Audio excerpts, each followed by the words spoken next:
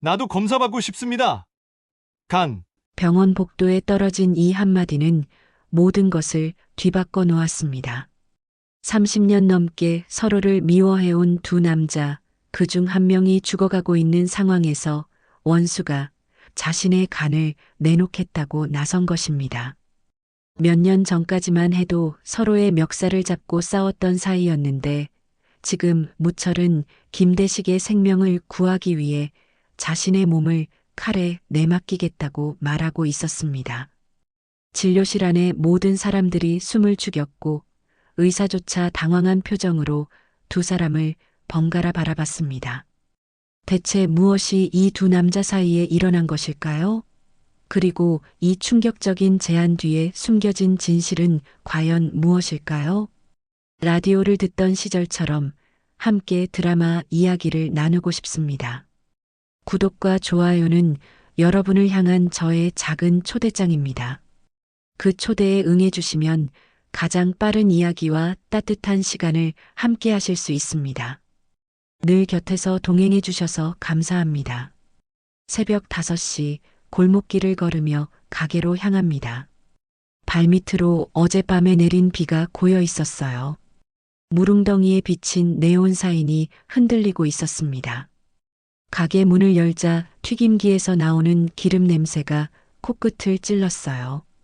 평소 같으면 이 냄새가 그렇게 나쁘지 않았는데 오늘은 왜인지 속이 미식거렸습니다.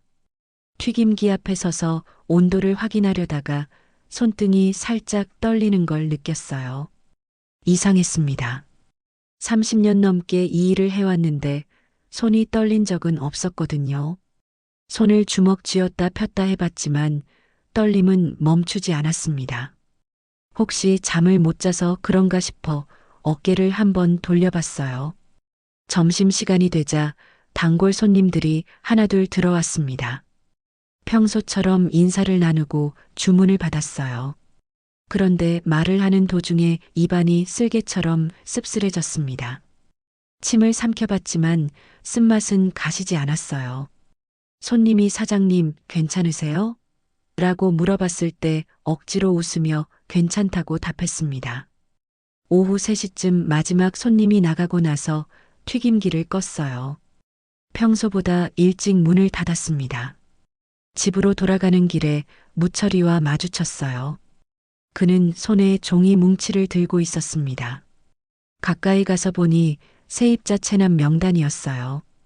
대시가 장사 접을 거면 미리 말해. 무철이의 말이 무덤덤했습니다. 평소보다 목소리가 차갑게 느껴졌어요. 제가 뭔가 대답하려고 입을 열었는데 말이 나오지 않았습니다. 그냥 빈 병 박스를 더 세게 껴안기만 했어요. 왜 그런 말을 해? 겨우 입을 뗐지만 목소리가 떨렸습니다. 무철이는 대답하지 않고 그냥 지나갔어요. 그의 뒷모습이 평소보다 굽어 보였습니다. 집에 도착해서 현관문을 열었어요. 거실 식탁 한가운데 갈색 병원 봉투가 놓여 있었습니다. 해숙이 부엌에서 나와 제 얼굴을 바라봤어요. 그녀의 표정이 평소와 달랐습니다. 입술을 꽉 다물고 있었어요. 검사 결과 내일 다시 오래. 해숙이의 목소리가 작게 떨렸습니다. 제가 병원 봉투를 집어들려고 손을 뻗었는데 해숙이 먼저 봉투를 치웠어요. 별일 아니겠지. 웃어 보이려고 했지만 입꼬리가 잘 올라가지 않았습니다. 해숙이도 억지로 웃었어요. 우리 둘 다 거짓말을 하고 있다는 걸 알고 있었습니다. 저녁을 먹는 동안 아무도 말을 하지 않았어요.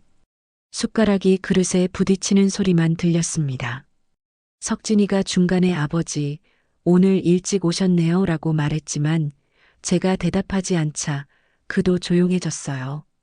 밤에 해숙이와 나란히 누워 있었습니다.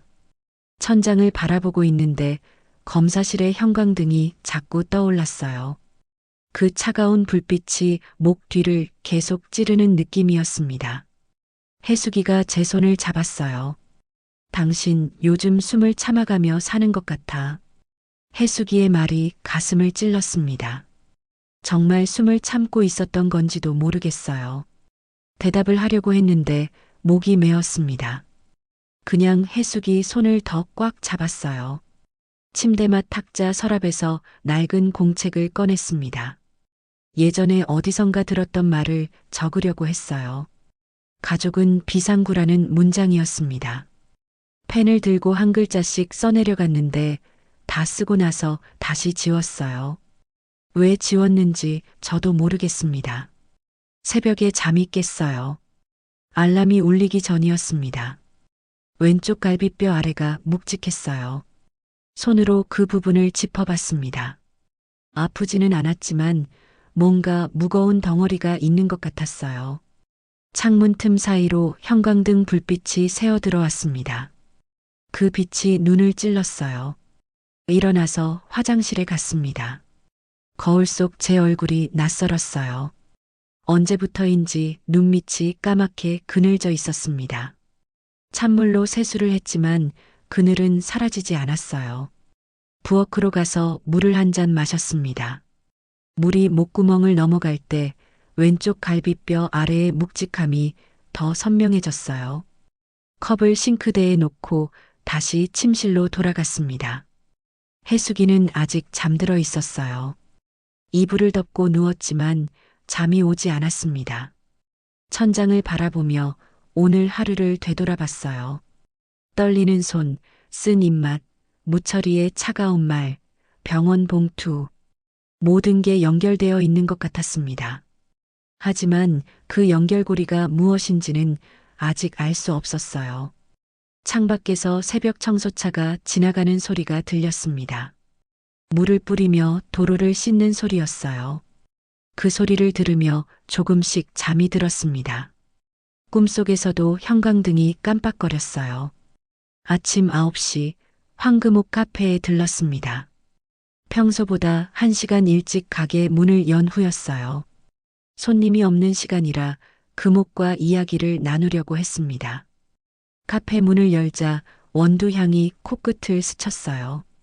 어제의 기름 냄새와는 다른 따뜻한 향이었습니다. 금옥이 카운터 뒤에서 컵을 닫고 있었어요. 제가 들어서자 고개를 들었습니다. 평소보다 표정이 어두워 보였어요. 대식 씨, 어제 일찍 문 닫던데 괜찮아요? 금옥의 목소리에 걱정이 섞여 있었습니다. 제가 괜찮다고 대답했지만 목소리가 작게 떨렸어요. 금옥이 보리차 한 잔을 내밀었습니다. 미지근했어요.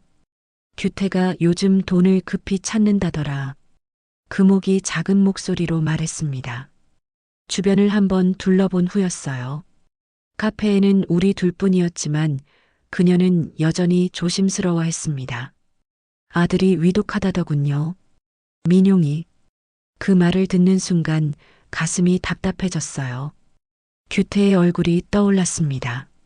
아들 때문에 고생이 많다는 얘기는 들었지만 이렇게 심각한 줄은 몰랐습니다. 보리차를 한 모금 마셨는데 따가운 속쓰림을 느꼈어요. 차가 뜨겁지 않았는데도 목구멍이 타는 것 같았습니다. 입술에 차향이 아니라 소독약 냄새가 남았어요. 이상했습니다. 사람은 돈보다 사람으로 남아야 한다고 생각해요. 금옥이 툭 던진 말이었습니다. 별것 아닌 듯 말했지만 그 말이 가슴에 꽂혔어요. 제가 고개를 들어 그녀를 바라봤습니다. 금옥은 여전히 컵을 닫고 있었어요. 하지만 손놀림이 평소보다 느렸습니다. 그게 무슨 뜻이에요?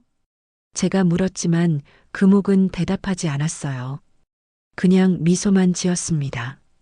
그 미소가 슬퍼 보였어요. 카페를 나와서 병원으로 향했습니다. 어제 약속한 시간이 11시였어요. 병원까지 가는 길에 규태 생각을 계속했습니다. 그가 돈을 급히 찾는다는 금옥의 말이 머릿속에서 맴돌았어요. 병원 대기실에 앉아 있는데 해숙이 제 옆에 와서 앉았습니다. 그녀의 손이 차가웠어요. 평소보다 하얗게 질려 있었습니다. 김대식 환자분. 간호사가 제 이름을 불렀습니다. 진료실로 들어가는 발걸음이 무거웠어요. 의사가 책상 앞에 앉아 서류를 보고 있었습니다. 안경 너머로 보이는 눈이 진지했어요. 정밀 검사가 추가로 필요합니다. 의사가 메모지에 뭔가를 적었습니다. CT, 혈액 검사, 종양 표지자라는 단어들이 보였어요. 그 단어들이 낯설었지만 왠지 무서웠습니다. 간 조직 검사도 해야겠어요. 의사의 말이 차분했습니다. 하지만 그 차분함이 오히려 더 무섭게 느껴졌어요. 제가 심각한 건가요?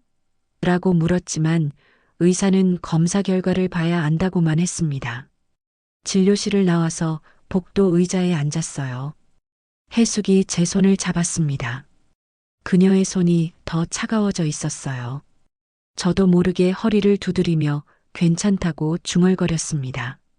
집으로 돌아가는 길에 석진이에게서 전화가 왔어요. 회사에서 점심시간이라고 했습니다. 아버지, 재간 검사부터 하죠. 석진이의 목소리가 단호했습니다. 제가 그럴 필요 없다고 손살을 쳤지만 목소리가 흔들렸어요.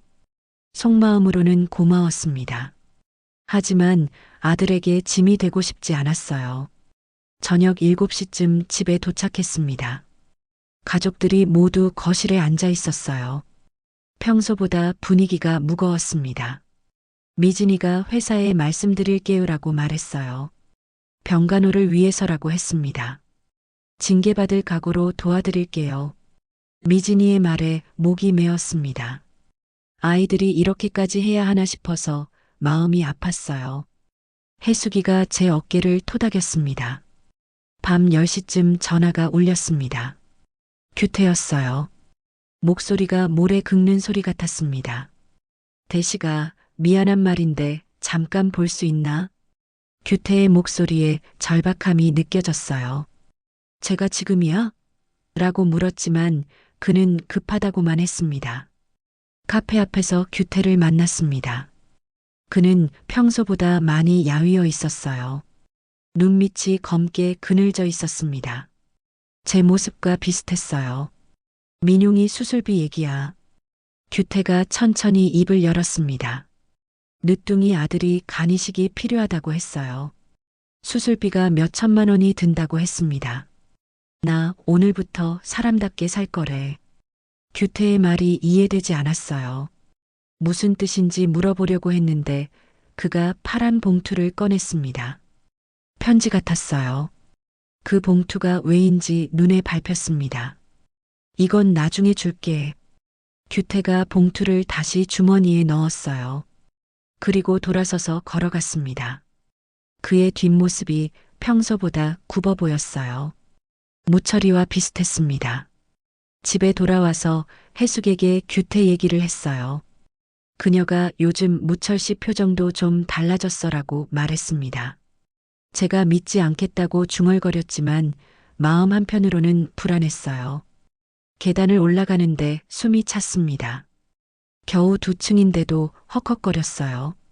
벽에 기대서 숨을 고르다가 헌혈과 장기기증 안내문을 봤습니다. 평소에는 신경 쓰지 않던 것들이었어요. 하지만 오늘은 유난히 눈에 들어왔습니다. 침실로 들어가서 침대막 공책을 꺼냈어요. 어제 지웠던 문장을 다시 써봤습니다. 가족은 비상구. 이번에는 지우지 않았어요. 펜을 놓고 한참 그 문장을 바라봤습니다. 금옥의 말이 다시 떠올랐어요. 사람은 돈보다 사람으로 남아야 한다. 그 말의 뜻을 이제야 조금 알 것 같았습니다. 하지만 여전히 확실하지는 않았어요. 창밖으로 밤이 깊어가고 있었습니다. 내일 또 병원에 가야 했어요. 더 정밀한 검사를 받아야 했습니다. 무서웠지만 피할 수는 없었어요. 해숙이 옆에서 잠들어 있었습니다. 그녀의 잠든 얼굴을 바라보며 생각했어요. 정말 가족이 비상구일까? 아니면 제가 가족에게 짐이 되는 걸까? 답을 찾을 수 없었습니다. 다음 날 아침 가게 문을 열자마자 단체 주문 전화가 걸려왔습니다. 회사 야유회용 튀김 100인분이었어요. 평소 같으면 반가운 주문이었지만 오늘은 달랐습니다. 손이 계속 떨려서 제대로 메모를 할 수가 없었어요. 죄송합니다. 다시 한번 말씀해 주시겠어요? 전화 너머로 한숨 소리가 들렸습니다. 고객이 짜증을 내는 걸 느낄 수 있었어요. 겨우 주문을 받았지만 마음이 무거웠습니다. 점심시간이 되자 주문이 몰려들었어요. 평소보다 손님이 많았습니다. 하지만 제 몸이 따라주지 않았어요. 튀김을 뒤집다가 기름이 튀어서 손등을 대었습니다. 평소 같으면 아무것도 아닌 일이었는데 오늘은 유난히 아팠어요. 오후 2시쯤 보증금 반환 문제로 전화가 왔습니다. 작년에 가게를 나간 세입자였어요. 보증금을 돌려달라고 했는데 임대료 체납분이 있어서 복잡한 상황이었습니다. 언제든 정리하겠습니다. 허세로 말했지만 속은 타들어가고 있었어요.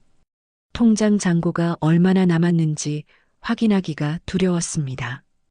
오후 3시쯤 무철이가 가게로 찾아왔어요. 평소보다 표정이 어두웠습니다.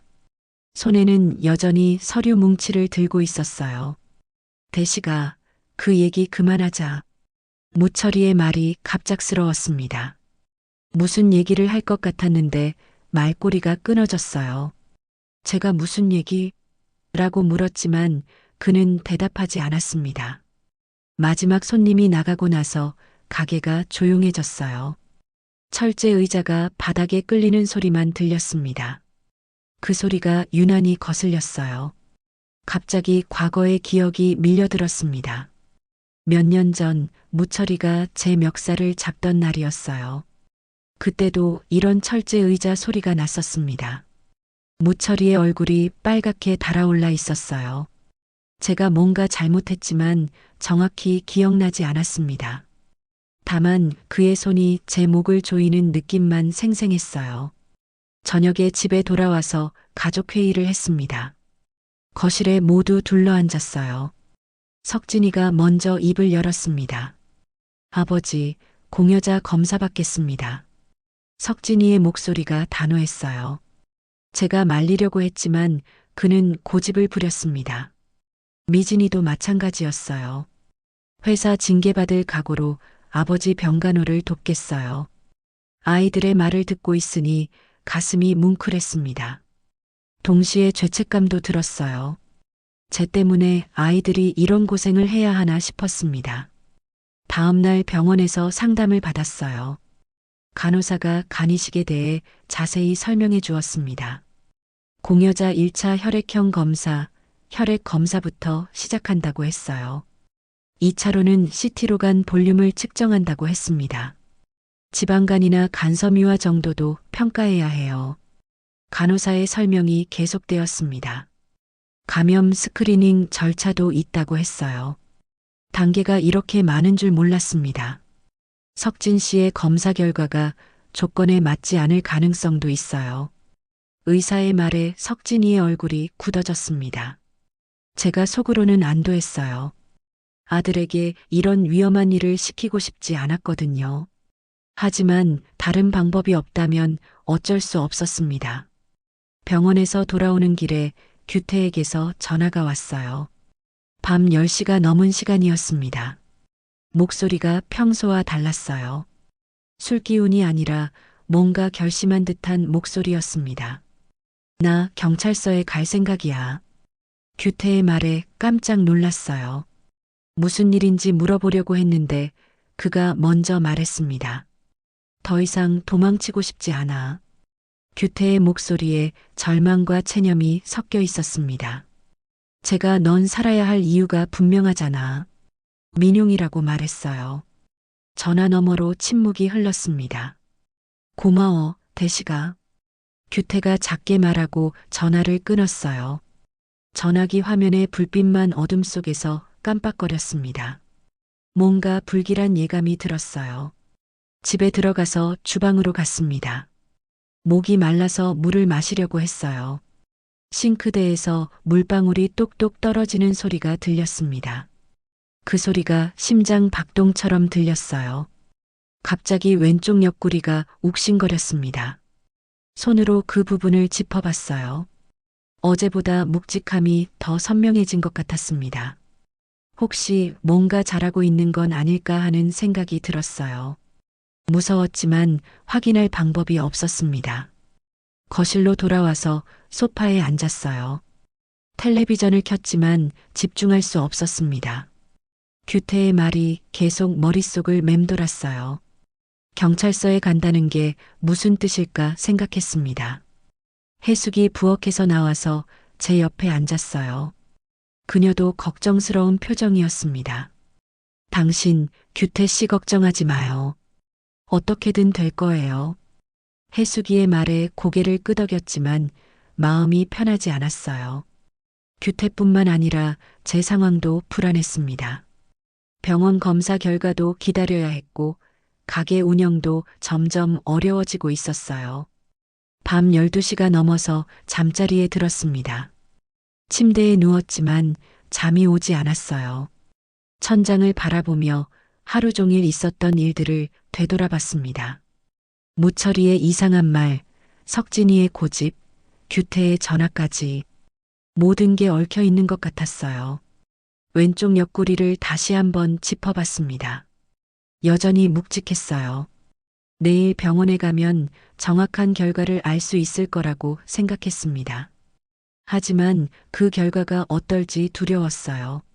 새벽 2시쯤 겨우 잠이 들었습니다. 꿈속에서도 규태의 목소리가 들렸어요. 더 이상 도망치고 싶지 않아라는 말이 계속 반복되었습니다. 그 말이 제게 하는 말처럼 느껴졌어요. 아침에 일어나서 화장실에 갔습니다. 거울을 보니 얼굴이 더 야위어 있었어요. 눈 밑 그늘도 짙어져 있었습니다. 이대로 가다가는 정말 큰일이 날 것 같았어요. 세수를 하면서 생각했습니다. 정말 더 이상 도망칠 수 없는 상황이 온 것 같았어요. 병도 그렇고 가게 상황도 그렇고 모든 게 한계에 다다른 것 같았습니다. 하지만 포기할 수는 없었어요. 가족을 위해서라도 버텨야 했습니다. 새벽 5시 현관 앞에서 발소리가 들렸습니다. 꿈속에서 들리는 소리인 줄 알았는데 점점 선명해졌어요. 누군가 현관문 앞에 서 있는 것 같았습니다. 침대에서 일어나 도어 스코프로 밖을 내다봤어요. 무철이었습니다. 그는 현관문 앞에서 서성이고 있었어요. 손을 들어 초인종을 누르려다가 다시 내리기를 반복했습니다. 그의 손가락이 떨리는 게 보였어요. 평소의 당당한 모습과는 완전히 달랐습니다. 한참을 망설이더니 무철이 그냥 돌아갔어요. 계단을 내려가는 발소리가 점점 멀어졌습니다. 제가 문을 열고 나갈까 생각했지만 움직일 수 없었어요. 손바닥에 땀이 차올랐습니다. 해숙이 뒤에서 누구야? 라고 물었어요. 제가 아무도 아니야 라고 대답했지만 목소리가 떨렸습니다. 해숙이도 뭔가 이상하다는 표정을 지었어요. 오전 9시에 병원에 도착했습니다. 정밀검사 결과를 들으러 가는 길이었어요. 복도를 걷는데 무철이가 앞에서 걸어오고 있었습니다. 우연의 일치였어요. 무철이 제 앞에 서자 갑자기 입을 열었습니다. 대시가 나 검사해 보려 한다. 간. 그의 말이 갑작스러웠어요. 제가 무슨 소리야? 라며 비웃음을 흘렸습니다. 하지만 무철이의 표정이 진지했어요. 농담하는 얼굴이 아니었습니다. 진짜야. 어젯밤에 생각해봤어. 무철이의 목소리가 평소보다 작았습니다. 그는 주변을 둘러본 후 더 가까이 다가왔어요. 진료실에서 의사를 만났습니다. 의사가 검사 결과지를 보더니 심각한 표정을 지었어요. 간경화가 상당히 진행되었다고 했습니다. 간이식이 필요한 상황이라고 했어요. 살아있는 공여자로부터 간이식을 받으셔야 합니다. 의사의 말에 정신이 번쩍 들었어요. 해숙이 제 손을 꽉 잡았습니다. 그녀의 손이 차갑게 식어 있었어요. 의사가 간이식 절차에 대해 설명했습니다. 윤리위원회 심사, 법정 대리동의, 수술 후 회복 기간까지 자세히 설명해 주었어요. 머릿속이 복잡해졌습니다. 공여자는 가족 중에 계신가요? 의사의 질문에 석진이 얘기를 하려던 순간 무철이 진료실 문을 두드렸어요. 간호사가 문을 열어주자 무철이 들어왔습니다. 저도 검사받고 싶습니다. 무철이의 말에 진료실이 조용해졌어요. 의사가 놀란 표정으로 무철이를 바라봤습니다. 제가 이 사람은 가족이 아니에요라고 말했지만 의사는 친구분도 가능합니다라고 대답했어요. 진료실을 나와서 복도에 앉았습니다. 무철이 제 옆에 앉았어요. 둘 다 말이 없었습니다. 복도 끝에 형광등이 깜빡거렸어요. 그 불빛이 유난히 거슬렸습니다. 왜 그래? 제가 겨우 입을 열었어요. 무철이는 한참을 침묵하더니 천천히 대답했습니다. 사람이 사람에게 할 수 있는 일이 있잖아. 무철이의 목소리가 평소와 달랐어요. 거칠지 않고 부드러웠습니다. 제가 그런 목소리를 들어본 게 언제인지 기억나지 않았어요. 집으로 돌아가는 길에 해숙에게 무철이 얘기를 했어요. 그녀가 잠시 침묵하더니 한마디 했습니다. 받아. 짧지만 날카로운 대답이었어요. 제가 그 인간이 간을 준다는데? 라고 물었지만 해숙이는 그래도 받아라고 다시 말했습니다. 저녁 시간에 가족들과 이야기를 나눴어요. 석진이는 자신이 검사를 받겠다고 고집했습니다. 미진이도 마찬가지였어요. 하지만 무철이의 제안 때문에 상황이 복잡해졌습니다. 아버지, 그분이 정말 도와주신다는 거예요? 미진이의 질문에 고개를 끄덕였어요. 하지만 확신이 서지 않았습니다. 무철이와는 몇 년 전에 크게 싸웠던 사이였거든요. 왜 갑자기 이런 제안을 하는지 이해할 수 없었어요. 밤에 침실에서 공책을 꺼냈습니다. 사람이 사람에게 간을 준다고 적었다가 지웠어요. 다시 나는 받을 자격이 있나라고 적었습니다. 펜을 놓고 한참 그 문장을 바라봤어요. 자격이 있는지 확신할 수 없었습니다. 무철이와 싸웠던 기억이 떠올랐어요. 제가 뭔가 잘못했다는 건 알고 있었지만 정확히 무엇인지 기억나지 않았습니다. 죄책감만 남아 있었어요. 새벽 2시쯤 화장실에 갔습니다. 복도에 전등이 꺼져 있었어요. 핸드폰 플래시를 켜고 걸었습니다. 문턱에서 발이 걸려 넘어질 뻔했어요. 그 순간 무철이의 말이 떠올랐습니다. 사람이 사람에게 할 수 있는 일이 있잖아. 화장실에서 나와서 거실을 지나는데 해숙이 소파에 앉아 있었어요. 잠들지 못하고 있었던 것 같았습니다. 못 자겠어? 제가 물었더니 해숙이 고개를 끄덕였어요. 그녀도 많이 힘들어하고 있었습니다. 당신 걱정 때문이야. 해숙이의 말에 미안한 마음이 들었어요. 제 때문에 가족들이 모두 고생하고 있었습니다. 다음 날 아침 무철이에게서 전화가 왔어요. 오늘 병원에서 1차 검사를 받겠다고 했습니다. 제가 정말 괜찮은 거야? 라고 물었지만 그는 괜찮다고만 했어요. 병원에서 무철이를 만났습니다. 그는 평소보다 단정한 옷을 입고 왔어요. 검사복으로 갈아입고 검사실로 들어가는 모습이 진지해 보였습니다. 검사가 끝나고 결과를 기다리는 동안 무철이와 카페테리아에 앉았어요. 둘 다 커피를 주문했지만 마시지 않았습니다. 왜 이런 일을 해주는 거야? 제가 다시 물었어요. 무철이가 커피컵을 만지작거리더니 대답했습니다. 내가 싫으면 지금이라도 멈추자. 무철이의 말에 놀랐어요. 그가 이런 말을 할 줄 몰랐습니다. 평소 같으면 고집을 부렸을 텐데 오늘은 달랐어요. 이제야 친구다운 소리를 하네. 제가 웃으며 말했어요. 무철이도 작게 웃었습니다. 오랜만에 보는 그의 웃음이었어요. 오후에 검사 결과가 나왔습니다. 무철이의 간이 이식에 적합하다는 결과였어요. 의사가 건강 상태가 매우 좋습니다라고 말했습니다.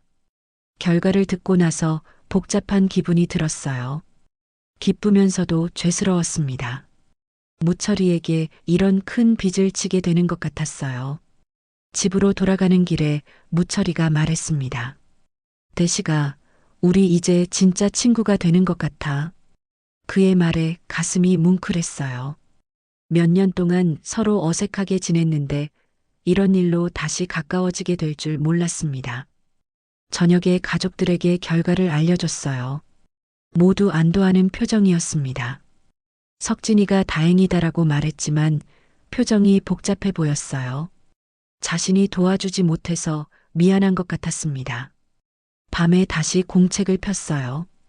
사람이 사람에게 할 수 있는 일이라고 적었습니다. 무철이의 말이 계속 머릿속에 맴돌았어요.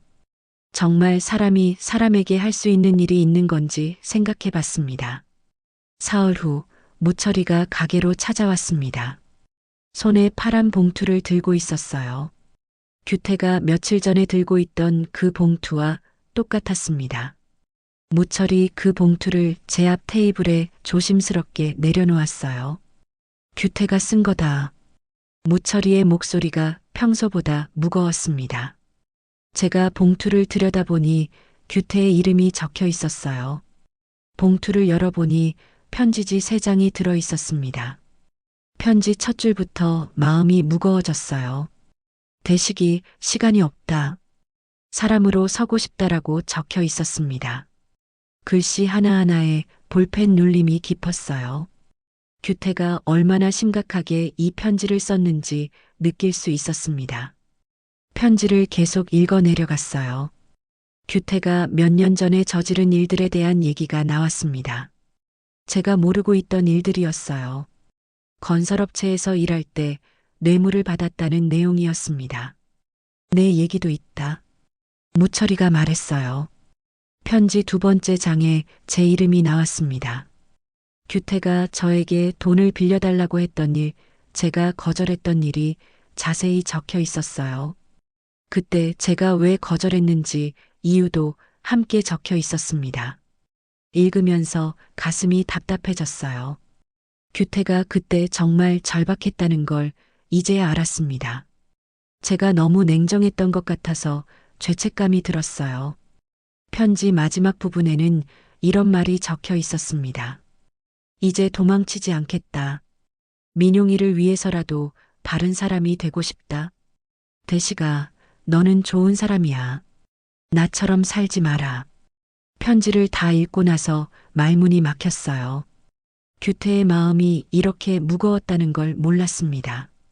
제가 그를 제대로 이해하지 못했던 것 같았어요. 무철이가 제 표정을 보더니 입을 열었습니다. 내 멱살 잡던 손으로 이번엔 살려보자. 무철이의 말에 깜짝 놀랐어요. 몇 년 전 일을 직접적으로 언급한 건 처음이었습니다. 그때 무철이가 왜 그렇게 화를 냈는지 이제 조금 알 것 같았어요. 제가 업소용 의자에 주저앉았습니다. 다리에 힘이 빠져서 서 있을 수가 없었어요. 발끝으로 바닥을 더듬는 버릇이 다시 시작되었습니다. 어릴 때부터 불안할 때 나오는 버릇이었어요. 왜 이런 일을 해주는 거야? 제가 다시 물었어요. 무철이는 한참을 침묵하더니 천천히 대답했습니다. 사람이 사람한테 빚지는 건 나쁜 일만은 아니더라. 무철이의 말이 가슴에 꽂혔어요. 빚이라는 말을 부정적으로만 생각했는데 그게 아닐 수도 있다는 생각이 들었습니다. 그때 휴대폰에 메시지가 왔어요. 규태였습니다. 나 오늘 자수하러 간다라는 짧은 메시지였습니다. 점 하나 없는 간단한 문장이었지만 무게가 느껴졌어요. 제가 급하게 규태에게 전화를 걸었지만 통화 중이었어요. 몇 번을 시도해도 마찬가지였습니다. 무철이가 가봐야 하는 거 아니야? 라고 말했지만 어디로 가야 할지 몰랐어요. 오후 2시쯤 병원으로 갔습니다. 무철이의 2차 검사 결과를 들으러 가는 길이었어요. 무철이가 제 옆에서 걸었는데 평소보다 걸음이 빨랐습니다. 병원에서 검사 결과를 들었어요. 무철이의 간 볼륨이 적절하고 지방간도 없다고 했습니다. 의사가 공여자로서 조건이 매우 좋다고 말했어요. 무표정한 의사의 말이 오히려 더 믿음직스러웠습니다. 다음 주에 윤리위원회 면담이 있다고 했어요. 강요나 금전거래가 없는지 확인하는 절차라고 했습니다. 갑자기 가슴이 답답해졌어요. 정말 강요가 없는 걸까 생각해 봤습니다. 강요는 내 죄책감이 하고 있는 거군요. 제가 혼잣말처럼 중얼거렸어요. 의사가 무슨 말씀이세요? 라고 물었지만 대답하지 않았습니다. 집으로 돌아가는 길에 규태 생각을 계속했어요. 정말 자수를 했을까 궁금했습니다. 뉴스를 확인해 봤지만 관련 기사는 없었어요. 저녁에 가족들과 함께 식사를 했습니다. 평소보다 반찬이 짰어요. 해숙이 오늘은 좀 짠 게 맞다고 인정했습니다. 감정이 음식 맛에도 영향을 주는 것 같았어요. 식사 중에 석진이가 말했습니다. 아버지, 정말 그분이 간을 주신다는 거예요? 제가 고개를 끄덕였어요. 석진이의 표정이 복잡해 보였습니다. 자신이 도움이 되지 못해서 미안한 것 같았어요. 나도 검사받을 수 있어요. 미진이가 말했지만 제가 손사래를 쳤어요. 이미 무철이가 나서준 상황에서 굳이 아이들까지 위험에 빠뜨릴 필요는 없었습니다. 밤에 침실에서 규태의 편지를 다시 읽어봤어요. 볼펜 자국이 손끝에 닿는 느낌이 생생했습니다. 규태가 이 편지를 쓸 때의 심정이 어땠을지 상상해 봤어요. 편지를 접었다 펼치기를 반복했습니다.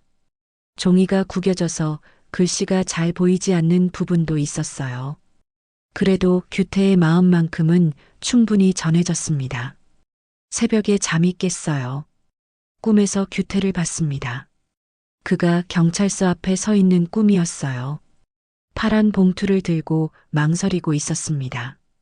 꿈에서 제가 그에게 다가가려고 했지만 발이 움직이지 않았어요. 화장실에 가서 세수를 했습니다. 거울 속 제 얼굴이 더 야위어 보였어요.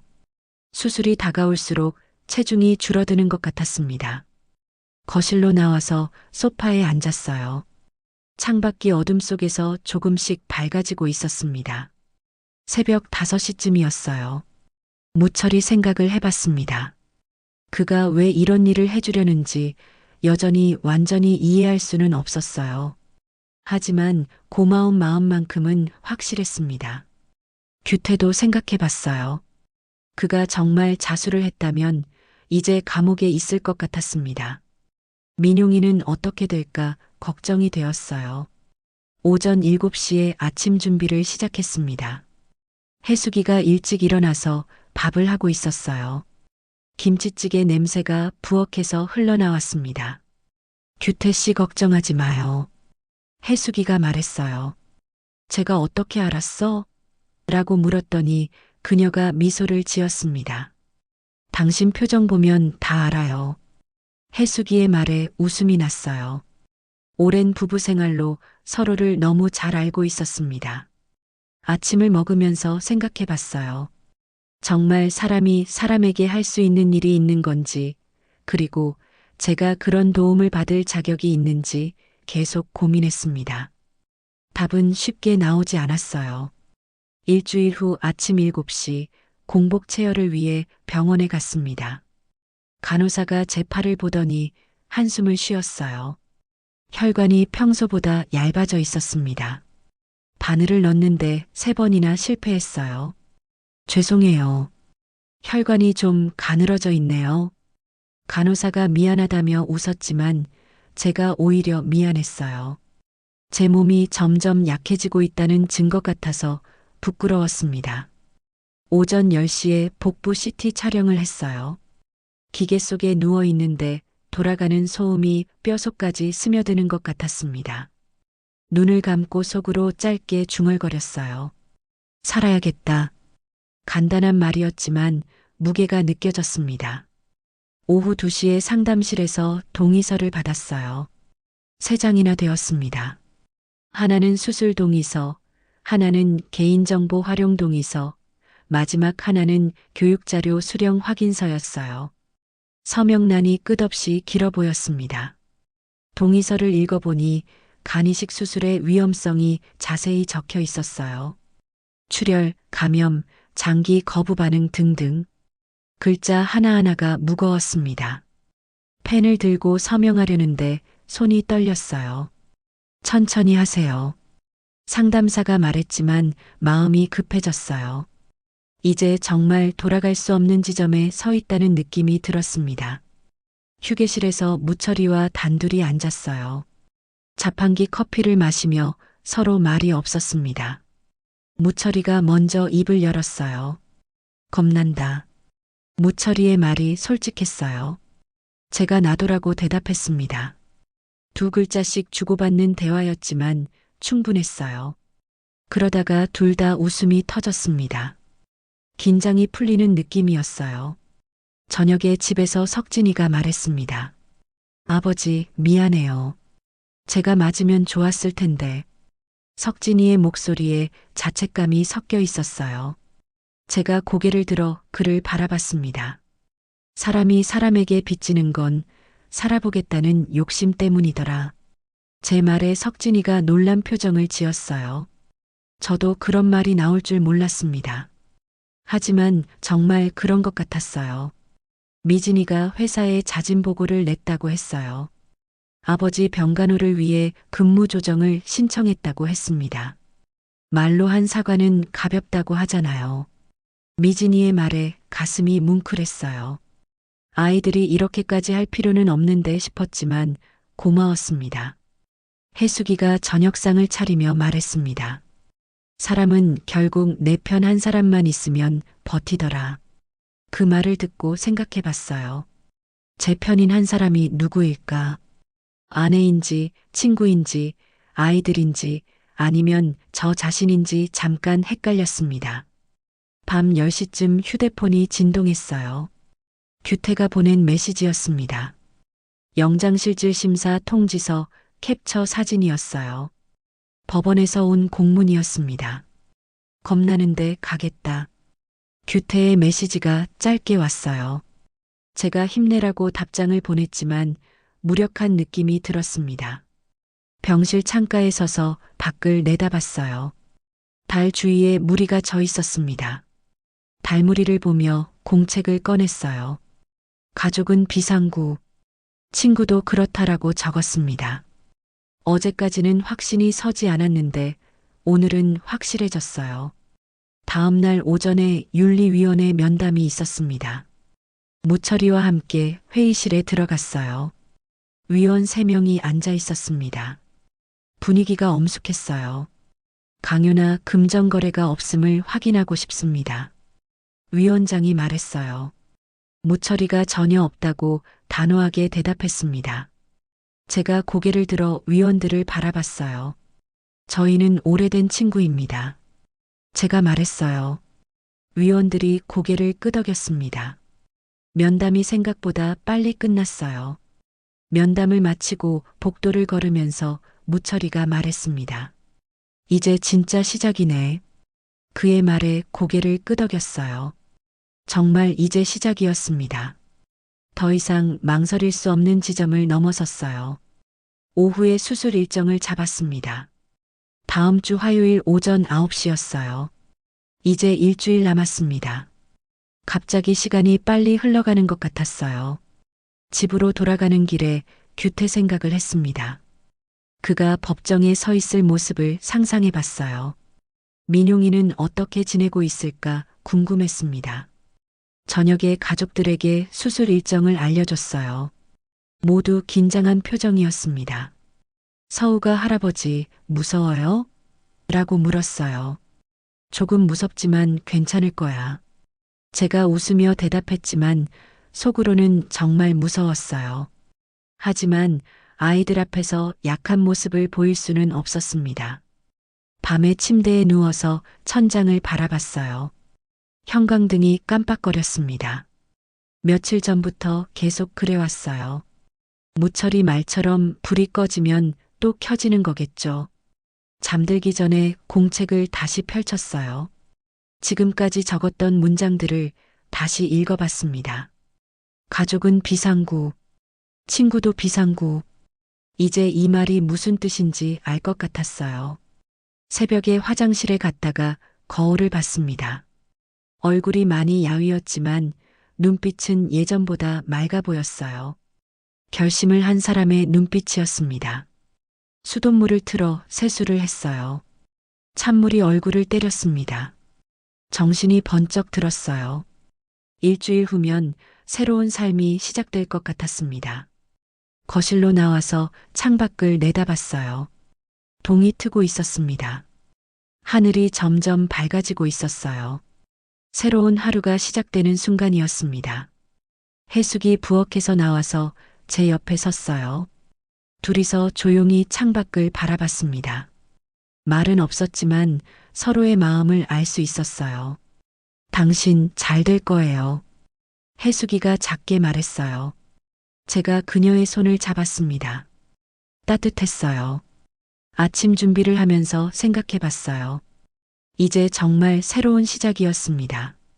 무철이라는 친구, 가족들의 사랑, 그리고 살고 싶다는 의지. 모든 게 준비되었어요. 가게에 나가기 전에 공책에 마지막으로 한 줄을 적었습니다. 이제 시작이다. 짧지만 확신에 찬 문장이었어요. 수술 사흘 전 세입자 회의가 있었습니다. 매월 열리는 정기 모임이었어요. 예전 같으면 무철이가 책상을 치며 목소리를 높였을 상황이었습니다. 체납 세입자 문제, 공과금 인상, 건물 수리비 등등 민감한 안건들이 많았거든요.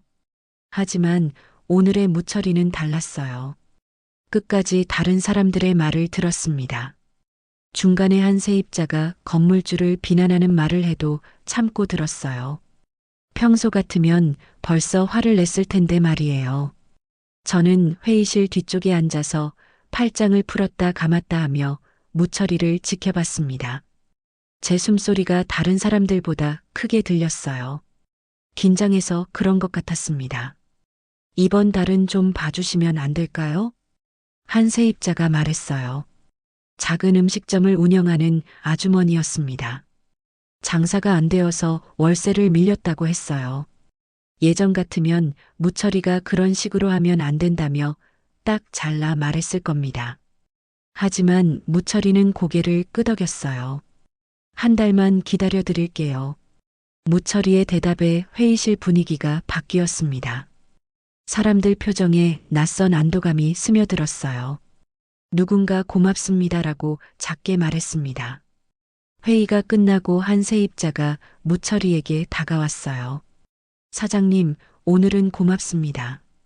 그 말이 바닥을 한번 울리고 저에게까지 전해졌습니다. 무철이의 얼굴에 미묘한 변화가 보였어요. 당황스러워하면서도 뿌듯해하는 표정이었습니다. 저녁에 해숙이에게 회의 얘기를 했어요. 무철 씨가 많이 달라졌네요. 해숙이의 말에 고개를 끄덕였어요. 정말 많이 달라진 것 같았습니다. 간을 준다고 할 정도니 당연한 일이었을지도 몰라요. 다음 날 오전 검찰청 민원실에서 규태를 만났습니다. 그가 자수서를 제출하는 날이었어요.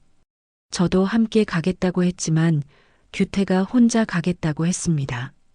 그래도 멀리서라도 지켜보고 싶었어요. 규태는 평소보다 단정한 옷을 입고 왔어요. 면도도 깔끔하게 하고 왔습니다. 손에는 서류 봉투를 들고 있었어요. 도피경위, 담보가정, 공모의혹 해명 등이 적힌 항목들이 보였습니다. 대시가 고마워. 규태가 민원실에 들어가기 전에 저에게 말했어요. 제가 뭘 고마워해라고 대답하려고 했는데 그가 먼저 들어갔습니다. 1시간 정도 기다렸을까요? 규태가 나왔어요. 표정이 한결 가벼워 보였습니다. 어깨도 평소보다 펴져 있었어요. 어떻게 됐어? 제가 물었더니 규태가 작게 웃었어요. 이제 시작이야. 규태의 말이 담담했습니다. 두려움보다는 해방감이 느껴졌어요. 카페에서 규태와 마지막 대화를 나눴습니다. 그가 휴대폰을 꺼내서 메시지 하나를 보여줬어요. 나 대시가 나 사람 흉내는 냈지? 규태가 보낸 메시지였어요. 제가 답을 보내려고 했는데 뭐라고 써야 할지 모르겠더라고요. 사람 흉내가 아니라 진짜 사람이었다고 말하고 싶었는데 말로 표현하기 어려웠습니다. 대신 제가 그의 어깨를 한번 툭 쳤어요. 규태가 이해했는지 고개를 끄덕였습니다. 저녁에 집으로 돌아왔는데 복도에서 서우와 석진이가 싸우고 있었어요. 복도 소득 문제 때문이었습니다.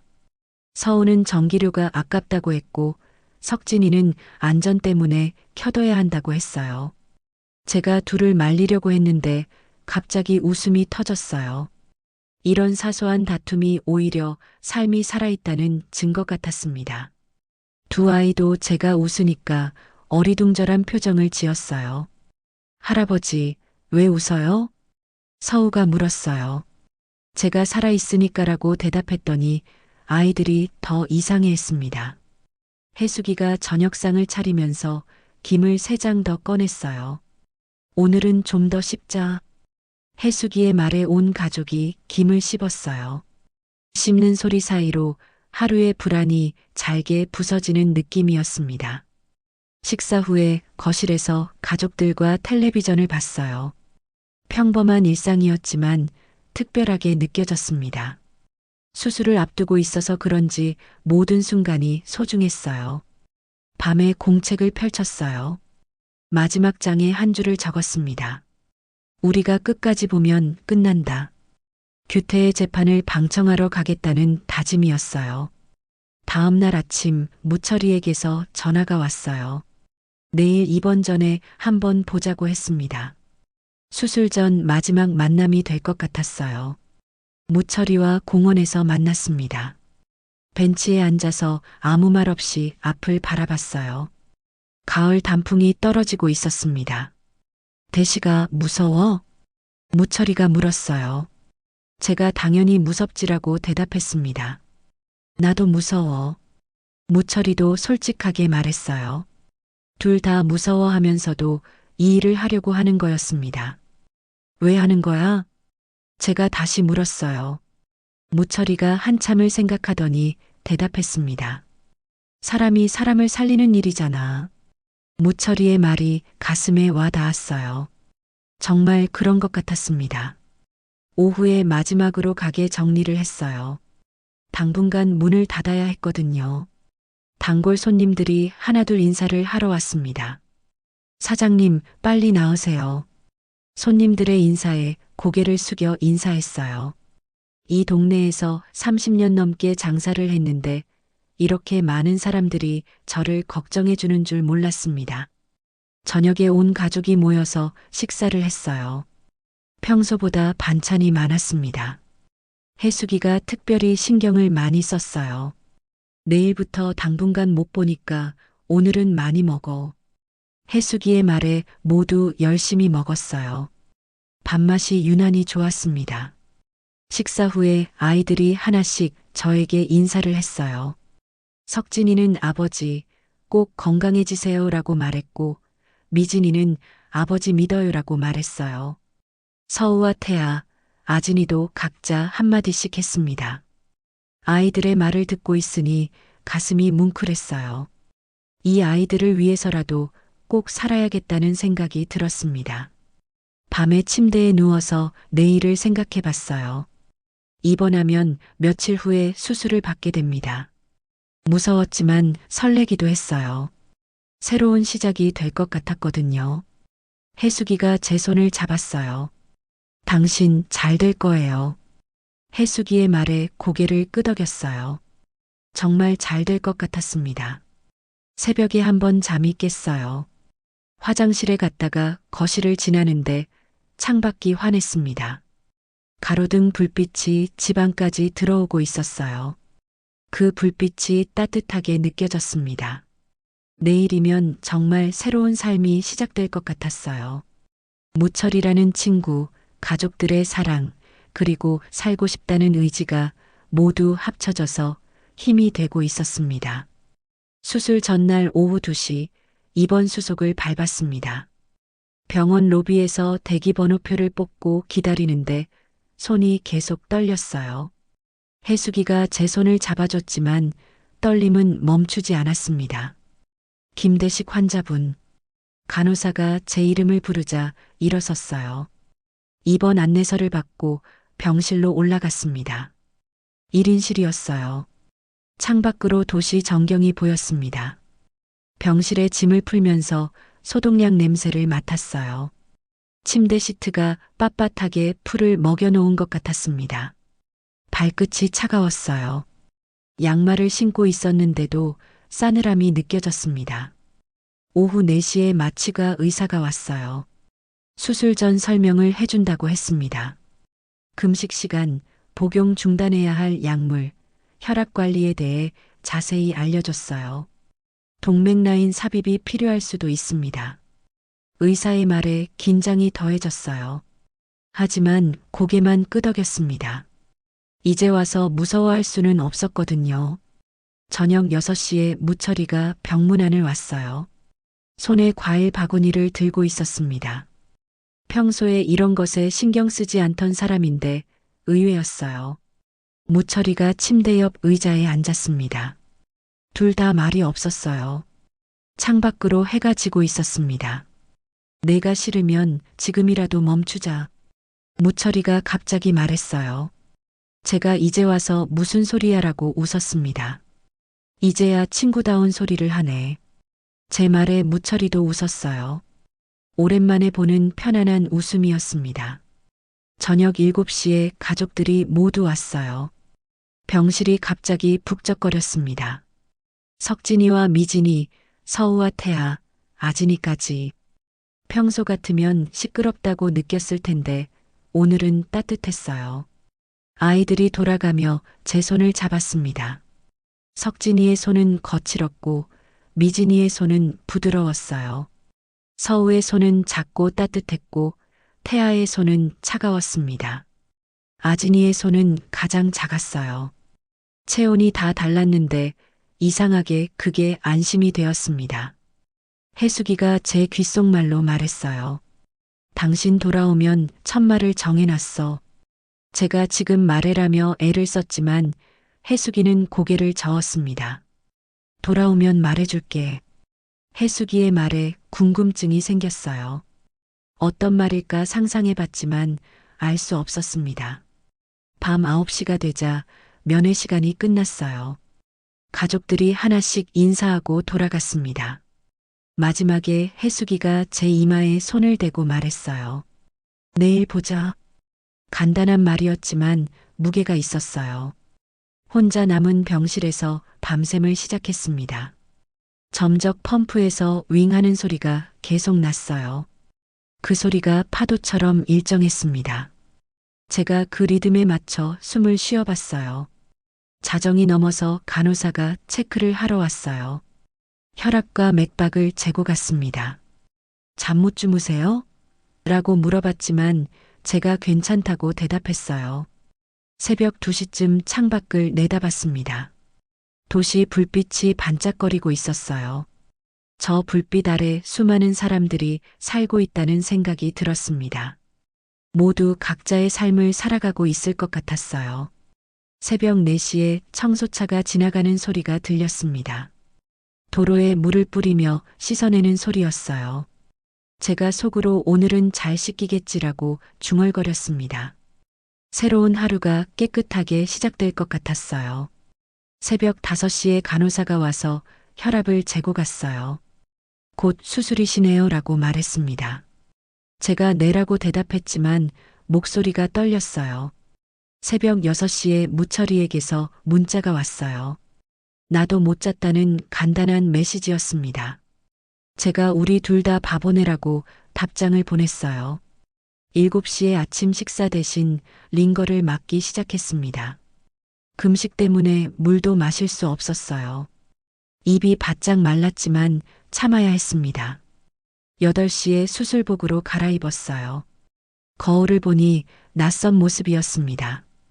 평소 입던 옷과는 완전히 달랐어요. 8시 30분에 무철이가 수술복을 입고 병실에 들어왔어요. 저보다 먼저 준비가 끝났다고 했습니다. 내간 생각보다 성격 좋다. 무철이가 장난스럽게 말했어요. 저도 웃었고 복도에서 지켜보던 가족들도 웃었습니다. 그리고 모두 울컥했어요. 9시에 수술실로 이동하는 침대에 누웠습니다. 천장의 형광등이 빠르게 지나갔어요. 엘리베이터를 타고 수술실 층으로 올라갔습니다. 수술실 앞에서 잠시 멈췄어요. 가족들이 유리창 너머로 손을 흔들었습니다. 저도 손을 흔들어주고 싶었지만 침대에 누워 있어서 움직일 수 없었어요. 들어가겠습니다. 의료진이 말하며 수술실 문을 열었어요. 그 순간 가족들의 모습이 멀어졌습니다. 수술실 안은 차가웠어요. 천장에 큰 조명이 여러 개 달려 있었습니다. 의료진들이 바쁘게 움직이고 있었어요. 마취 시작하겠습니다. 마취가 의사가 말했어요. 팔에 주사가 들어가는 느낌이 났습니다. 점점 의식이 흐려졌어요. 마지막으로 생각한 건 가족들이었어요. 해숙이가 준비해둔 첫 마디가 뭘까 궁금했습니다. 석진이와 미진이 손자들 얼굴이 떠올랐어요. 천장의 원형 조명이 희미해졌습니다. 하나, 둘, 셋까지 세다가 의식을 잃었어요. 꿈속에서 고향 마을을 걸었습니다. 어릴 때 뛰어놀던 골목길이었어요. 엄마가 저를 부르는 소리가 들렸습니다. 하지만 엄마의 얼굴은 보이지 않았어요. 꿈에서 무철이도 만났습니다. 그는 어린 시절 모습이었어요. 함께 개울에서 물고기를 잡았습니다. 그때는 정말 친한 친구였어요. 규태도 꿈에 나왔습니다. 그가 파란 봉투를 들고 웃고 있었어요. 사람 흉내 잘했지? 라고 물어봤습니다. 제가 정말 잘했어 라고 대답했어요. 꿈속에서 시간이 빨리 지나갔습니다. 아니면 천천히 지나갔는지도 모르겠어요. 시간의 감각이 없었습니다. 가끔 의료진의 목소리가 들렸어요. 혈압 정상, 맥박 안정 같은 말들이었습니다. 하지만 꿈인지 현실인지 구분이 안 됐어요. 마지막 꿈에서 해숙이를 만났습니다. 그녀가 빨리 와라고 말했어요. 어디로 가야 하는지 물어보려고 했는데 목소리가 나오지 않았습니다. 그리고 서서히 의식이 돌아왔어요. 눈을 뜨니 회복실이었습니다. 간호사가 저를 내려다보며 웃고 있었어요. 수술 잘 끝났어요. 간호사의 말에 안도했어요. 살아있다는 게 실감났습니다. 회복실에서 눈을 뜬 순간 목이 몹시 말랐습니다. 입술이 갈라진 것 같았어요. 간호사가 얼음 조각을 입에 넣어줬는데 그게 이렇게 달콤할 줄 몰랐습니다. 수술이 얼마나 걸렸어요? 제가 물었더니 간호사가 5시간 정도 됐어요 라고 대답했습니다. 5시간이나 되었다니 놀라웠어요. 꿈속에서는 훨씬 짧게 느껴졌었거든요. 오후 2시쯤 일반 병실로 옮겼습니다. 침대를 밀고 가는 동안 복도 천장을 바라봤어요. 형광등이 빠르게 지나갔습니다. 예전에는 그 불빛이 차갑게 느껴졌는데 오늘은 따뜻해 보였어요. 병실에 도착하자마자 가족들이 몰려들었습니다. 해숙이가 제일 먼저 제 손을 잡았어요. 그녀의 손이 평소보다 뜨거웠습니다. 당신 살아줘서 고마워. 해숙이가 귓속말로 말했어요. 이게 그녀가 준비해둔 첫 마디였구나 싶었습니다. 눈물이 핑 돌았어요. 석진이가 아버지, 아프세요? 라고 물었습니다.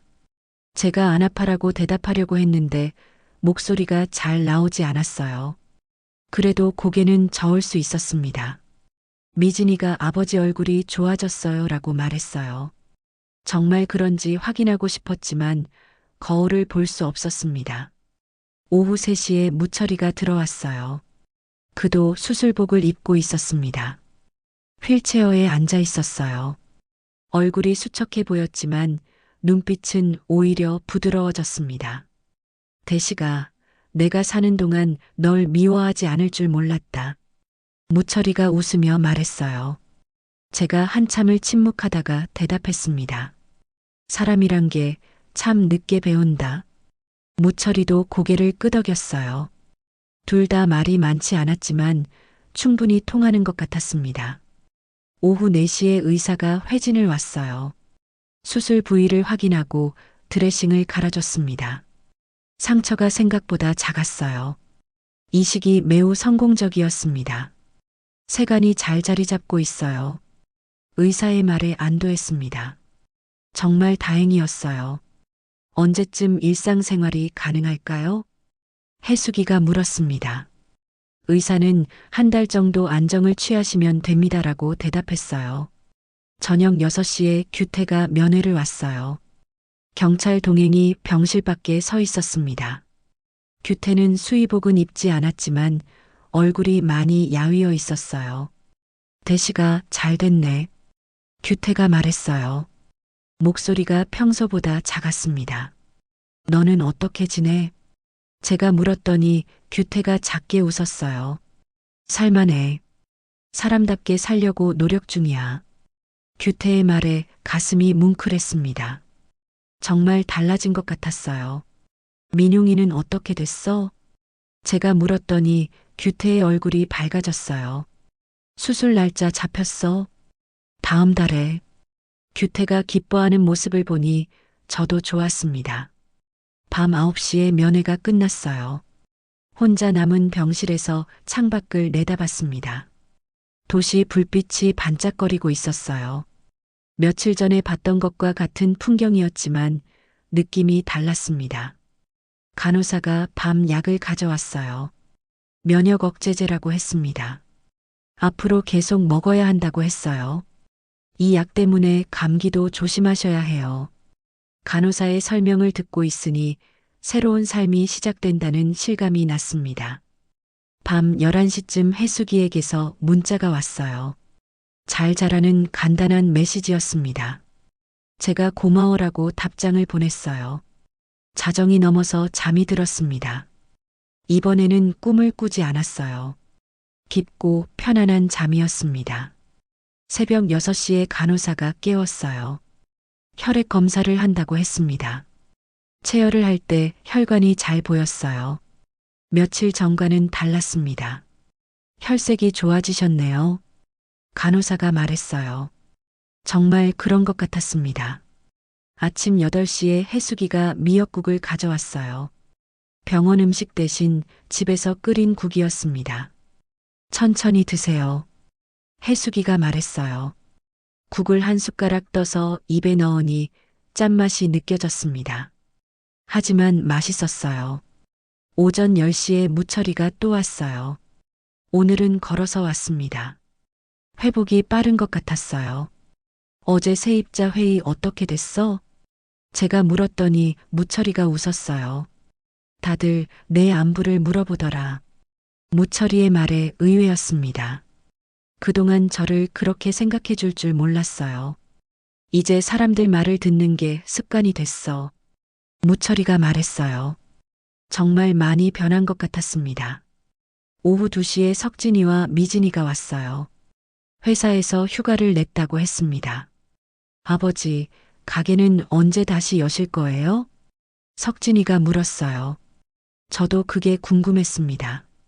1달 후에 천천히 시작해보자. 제가 말했더니 석진이가 도와드릴게요라고 했어요.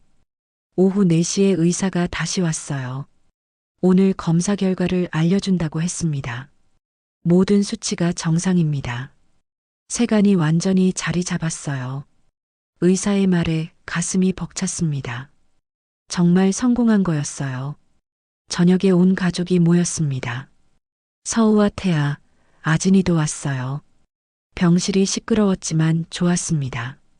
할아버지, 이제 완전히 나은 거예요? 서우가 물었어요. 제가 그런 것 같아라고 대답했더니 아이들이 박수를 쳤습니다. 밤에 혼자 남아서 공책을 꺼냈어요.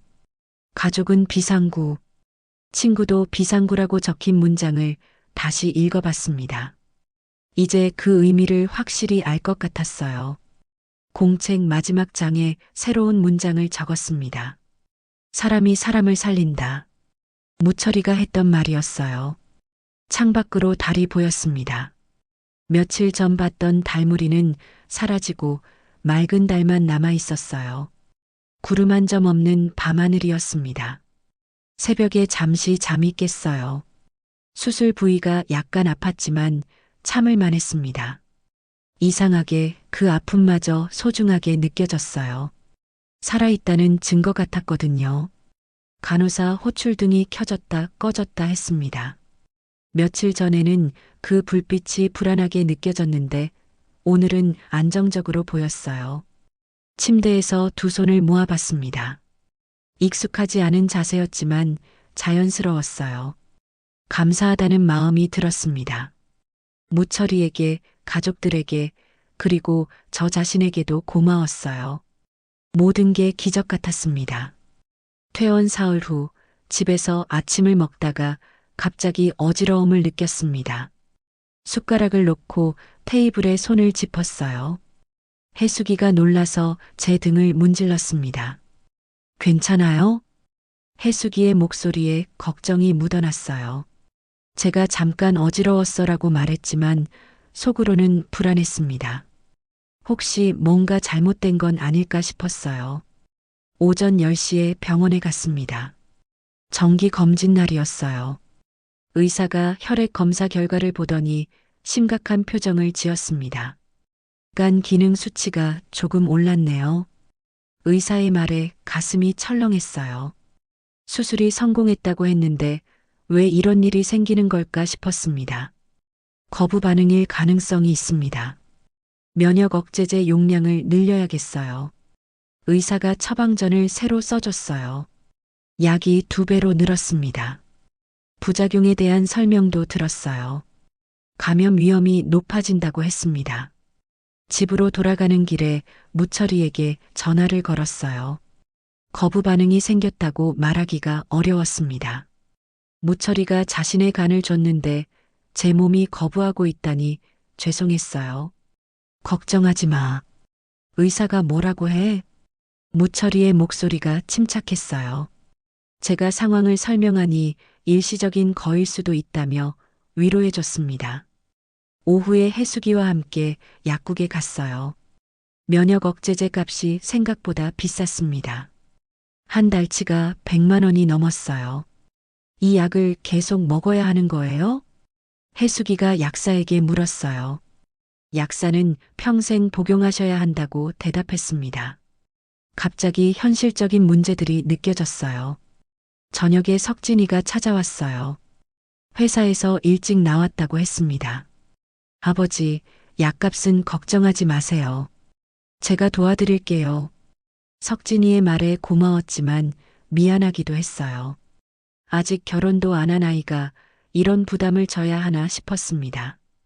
밤에 잠들려고 하는데 계속 뒤척였어요. 거부 반응이 심해지면 어떻게 될까 걱정이 되었습니다. 무철이의 간을 헛되이 하는 건 아닐까 하는 생각도 들었어요. 다음 날 아침 규태에게서 전화가 왔어요. 1차 공판이 다음 주에 있다고 했습니다. 대시가 방청 와줄 수 있어? 규태의 목소리가 떨렸어요. 제가 당연히 갈게라고 대답했지만 몸 상태가 걱정되었습니다. 오전에 무철이가 집으로 찾아왔어요. 그도 정기 검진을 받았다고 했습니다. 다행히 무철이 상태는 좋다고 했어요. 내 걱정 때문에 잠을 못 잤어. 무철이가 솔직하게 말했어요. 제가 미안해라고 하니 그가 손사래를 쳤습니다. 미안할 게 뭐 있어. 같이 이겨내자. 무철이의 말에 위로가 되었어요. 오후에 또 어지러움을 느꼈습니다. 이번에는 더 심했어요. 소파에 누워서 한참을 쉬어야 했습니다. 해수기가 병원에 전화를 걸어봤어요. 내일 아침에 응급실로 오세요. 간호사의 말에 가슴이 답답해졌어요.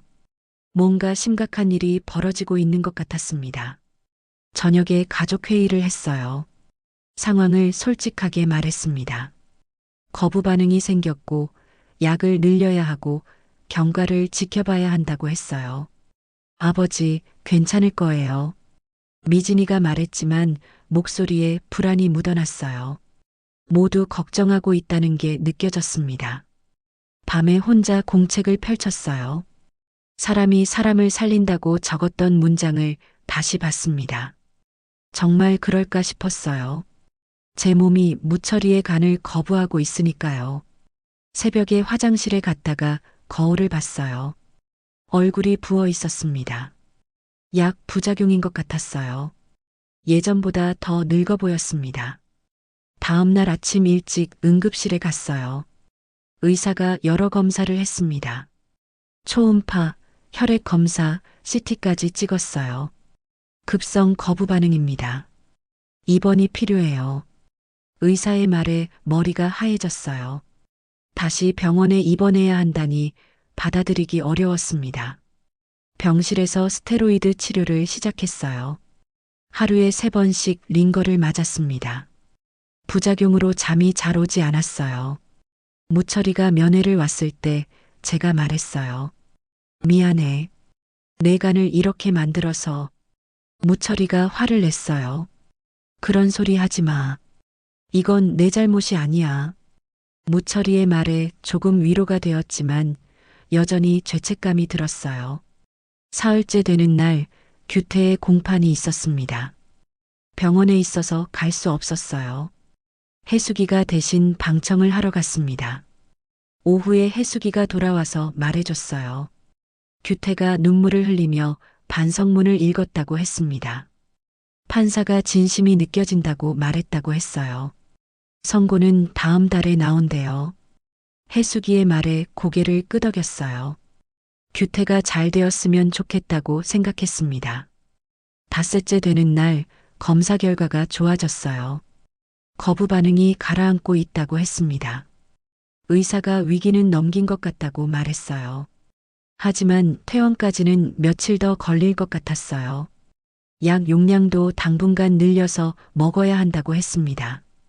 병실에서 창밖을 바라보며 생각했어요. 건강하다는 게 이렇게 소중한 줄 몰랐습니다. 평범한 일상이 얼마나 고마운지 깨달았어요. 무철이가 저녁에 또 왔어요. 과일을 깎아서 먹여줬습니다. 평소 같으면 부끄러워했을 텐데 지금은 고마웠어요. 이제 정말 친구 같아. 제가 말하니 무철이가 웃었어요. 늦게라도 친구가 됐으니 됐지. 무철이의 말에 저도 웃었습니다. 밤에 혼자 있으면서 공책에 새로운 문장을 적었어요. 위기도 함께 이겨낸다. 혼자서는 할 수 없는 일이라는 걸 깨달았습니다.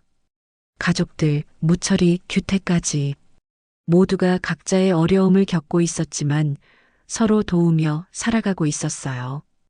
그게 진짜 삶인 것 같았습니다. 이번 일주일째 되는 날 새벽 급작스럽게 열이 올랐습니다. 체온계가 39도를 가리켰어요. 간호사가 급하게 달려와서 의사를 불렀습니다. 감염 의심입니다. 응급 혈액 검사해야겠어요. 의사의 말에 정신이 번쩍 들었어요. 면역 억제제 때문에 감염에 취약하다는 얘기를 들었는데 정말 그런 일이 벌어졌습니다. 오전 8시에 검사 결과가 나왔어요. 백혈구 수치가 정상보다 훨씬 높았습니다. 폐혈증 초기 단계라고 했어요. 중환자실로 옮겨야 합니다. 의사의 말에 가슴이 철렁했어요. 수술을 성공적으로 마쳤는데 이런 일이 생기다니 믿을 수 없었습니다. 중환자실로 옮기는 동안 해수기가 제 손을 꼭 잡았어요. 그녀의 손이 차갑게 식어 있었습니다. 눈물을 참으려고 애쓰는 게 보였어요. 괜찮을 거야. 제가 해수기에게 말했지만 목소리가 떨렸어요. 정말 괜찮을지 확신할 수 없었습니다. 중환자실에서는 면회가 제한되었어요. 하루에 한 번 30분씩만 가능했습니다. 가족들이 돌아가며 왔지만 말을 제대로 나눌 수 없었어요. 이틀째 되는 날 상태가 더 악화되었습니다. 혈압이 떨어지고 의식이 흐려졌어요. 산소 마스크를 써야 했습니다. 최악의 상황에 대비해야 합니다. 의사가 가족들에게 말하는 소리가 들렸어요. 해수기가 흐느끼는 소리도 들렸습니다. 셋째 날 오후 무철이가 면회를 왔어요. 그는 휠체어에 앉아 있었습니다. 아직 완전히 회복되지 않았는데 무리해서 온 것 같았어요. 대시가 포기하지 마. 무철이의 목소리가 떨렸어요. 그도 많이 걱정하고 있다는 게 느껴졌습니다. 미안해. 내 간을 이렇게 만들어서 제가 겨우 말했어요. 무철이가 고개를 저었습니다. 그런 소리 하지 마. 넌 반드시 살아야 해. 무철이의 말에 눈물이 나려고 했어요.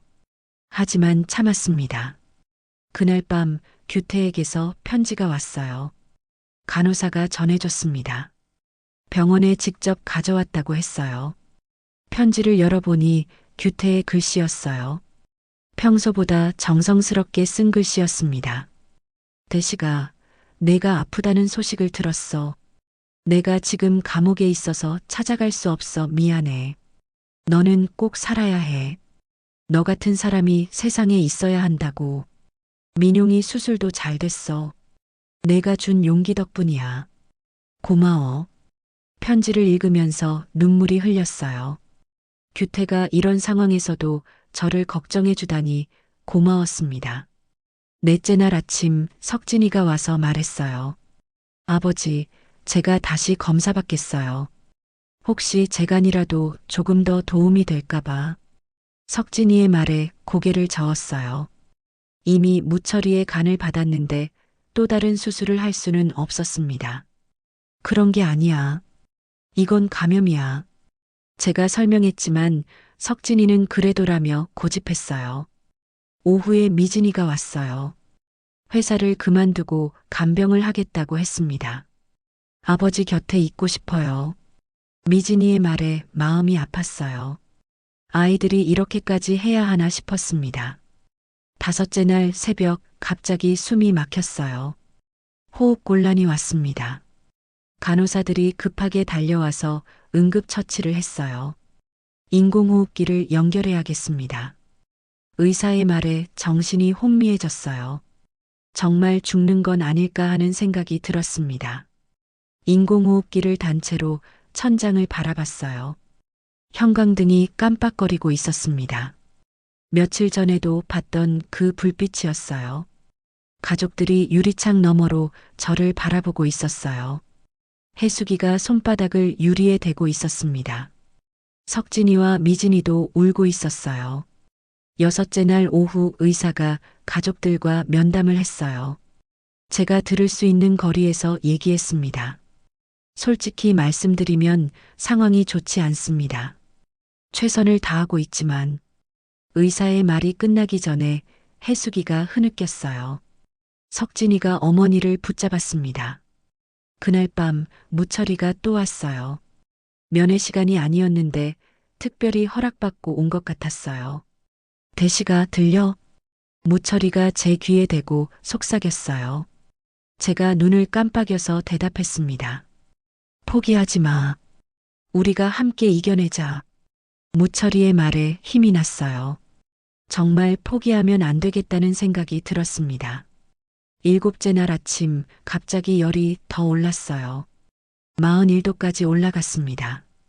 의식이 가물가물했어요. 위험합니다. 가족들을 불러주세요. 의사의 말에 간호사가 급하게 전화를 걸었어요. 가족들이 모두 왔어요. 중환자실에 다 들어올 수는 없어서 2명씩 교대로 들어왔습니다.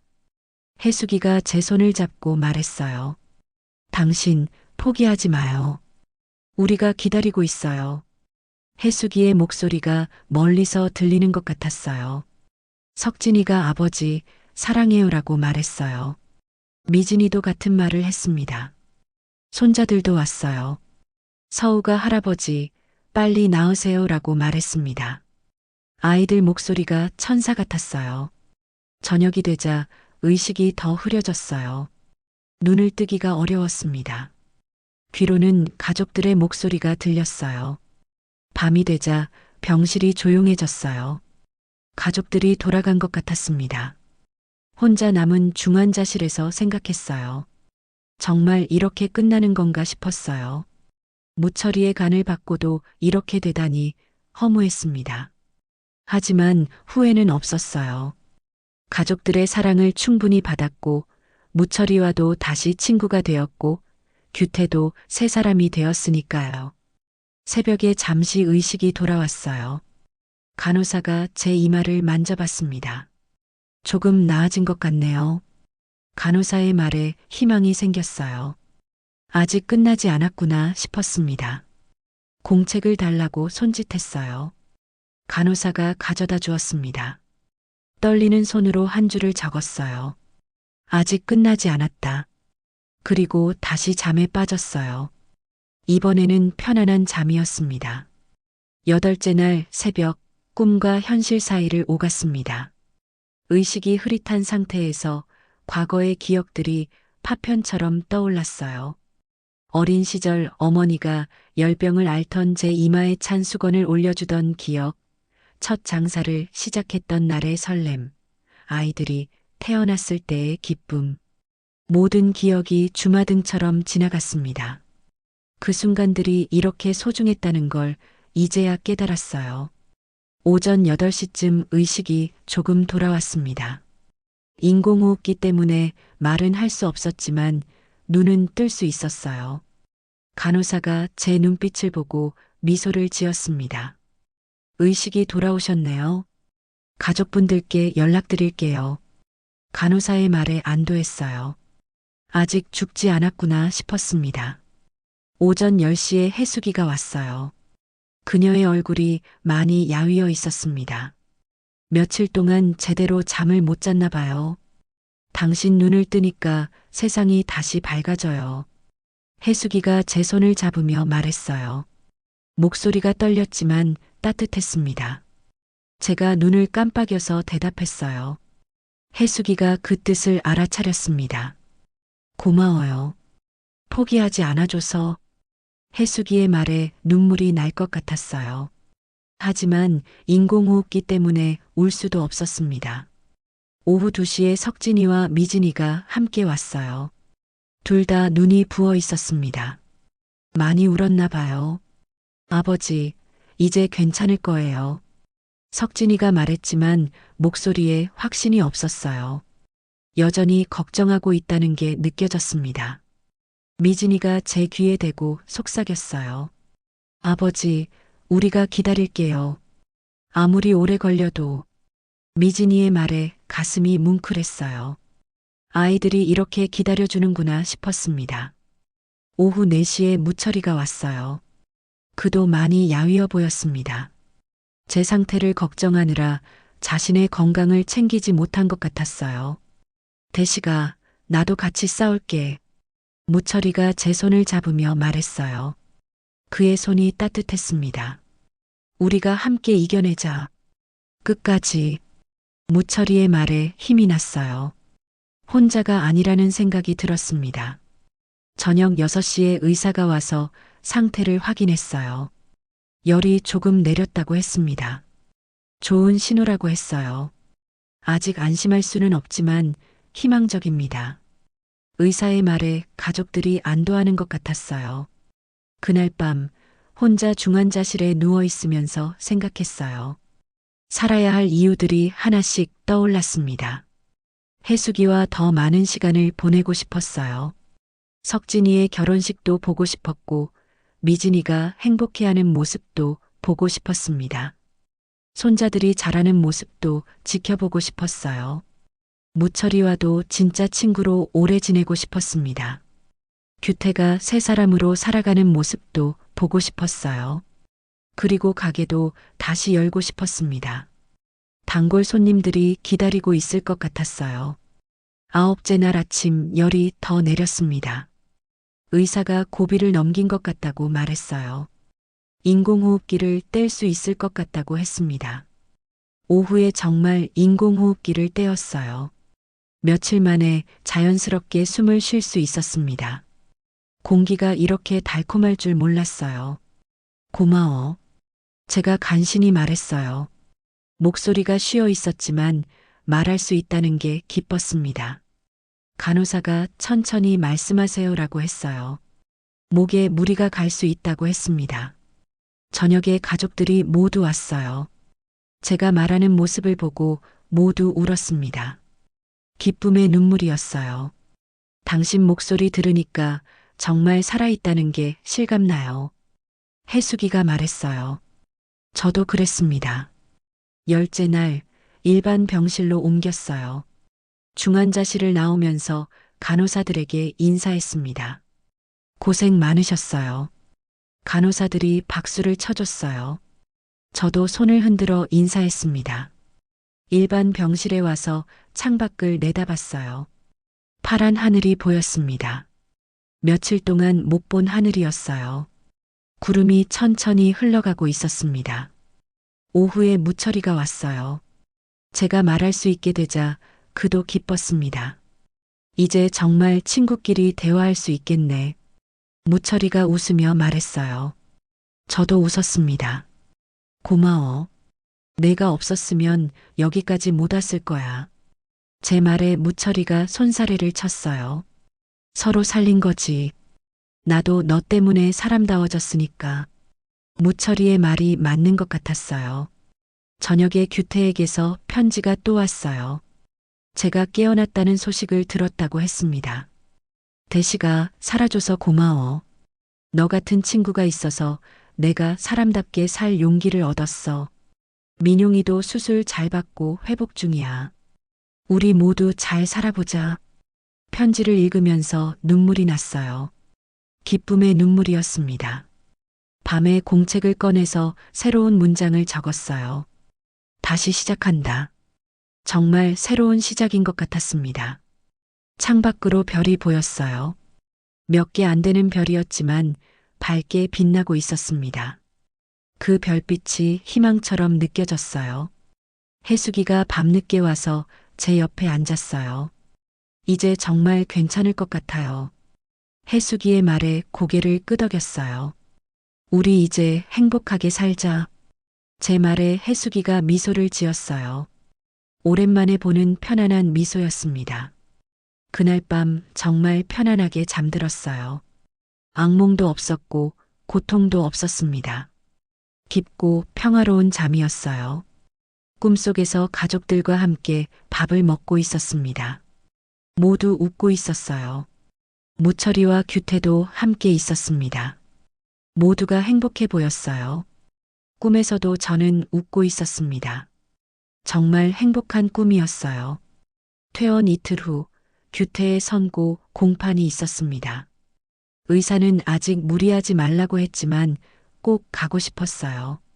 무철이도 함께 가겠다고 했습니다. 법원 앞에서 규태의 아내를 만났어요. 그녀는 민용이를 데리고 와 있었습니다. 아이가 많이 건강해 보였어요. 수술이 잘 됐나 봅니다. 고맙습니다.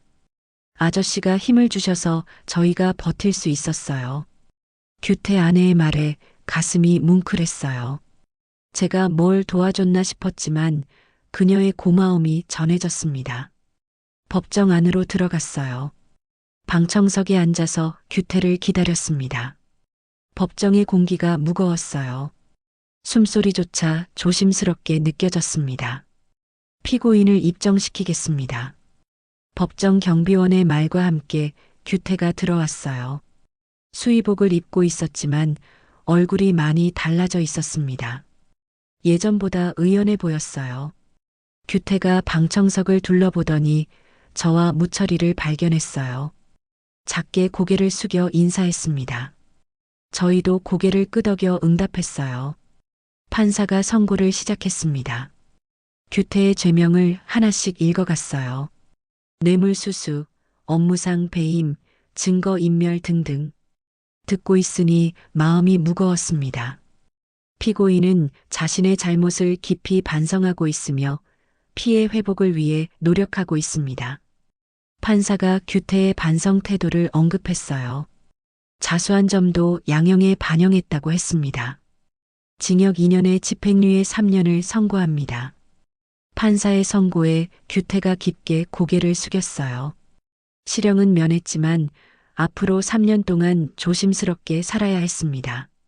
선고가 끝나고 규태가 방청석으로 왔어요. 가족들과 포옹했습니다. 민용이가 아버지를 꼭 안았어요. 대시가 고마워.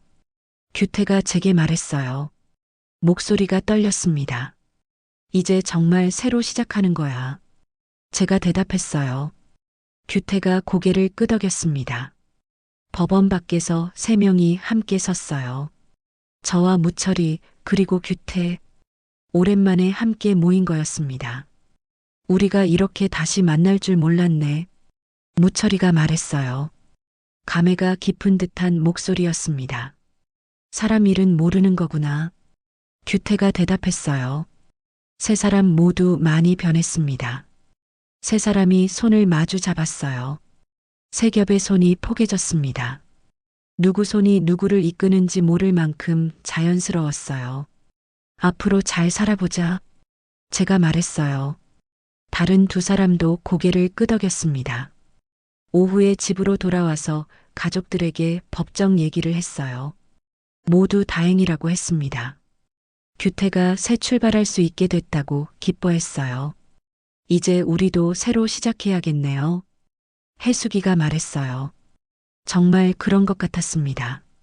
저녁에 무철이가 찾아왔어요. 오늘 일에 대해 이야기하고 싶다고 했습니다.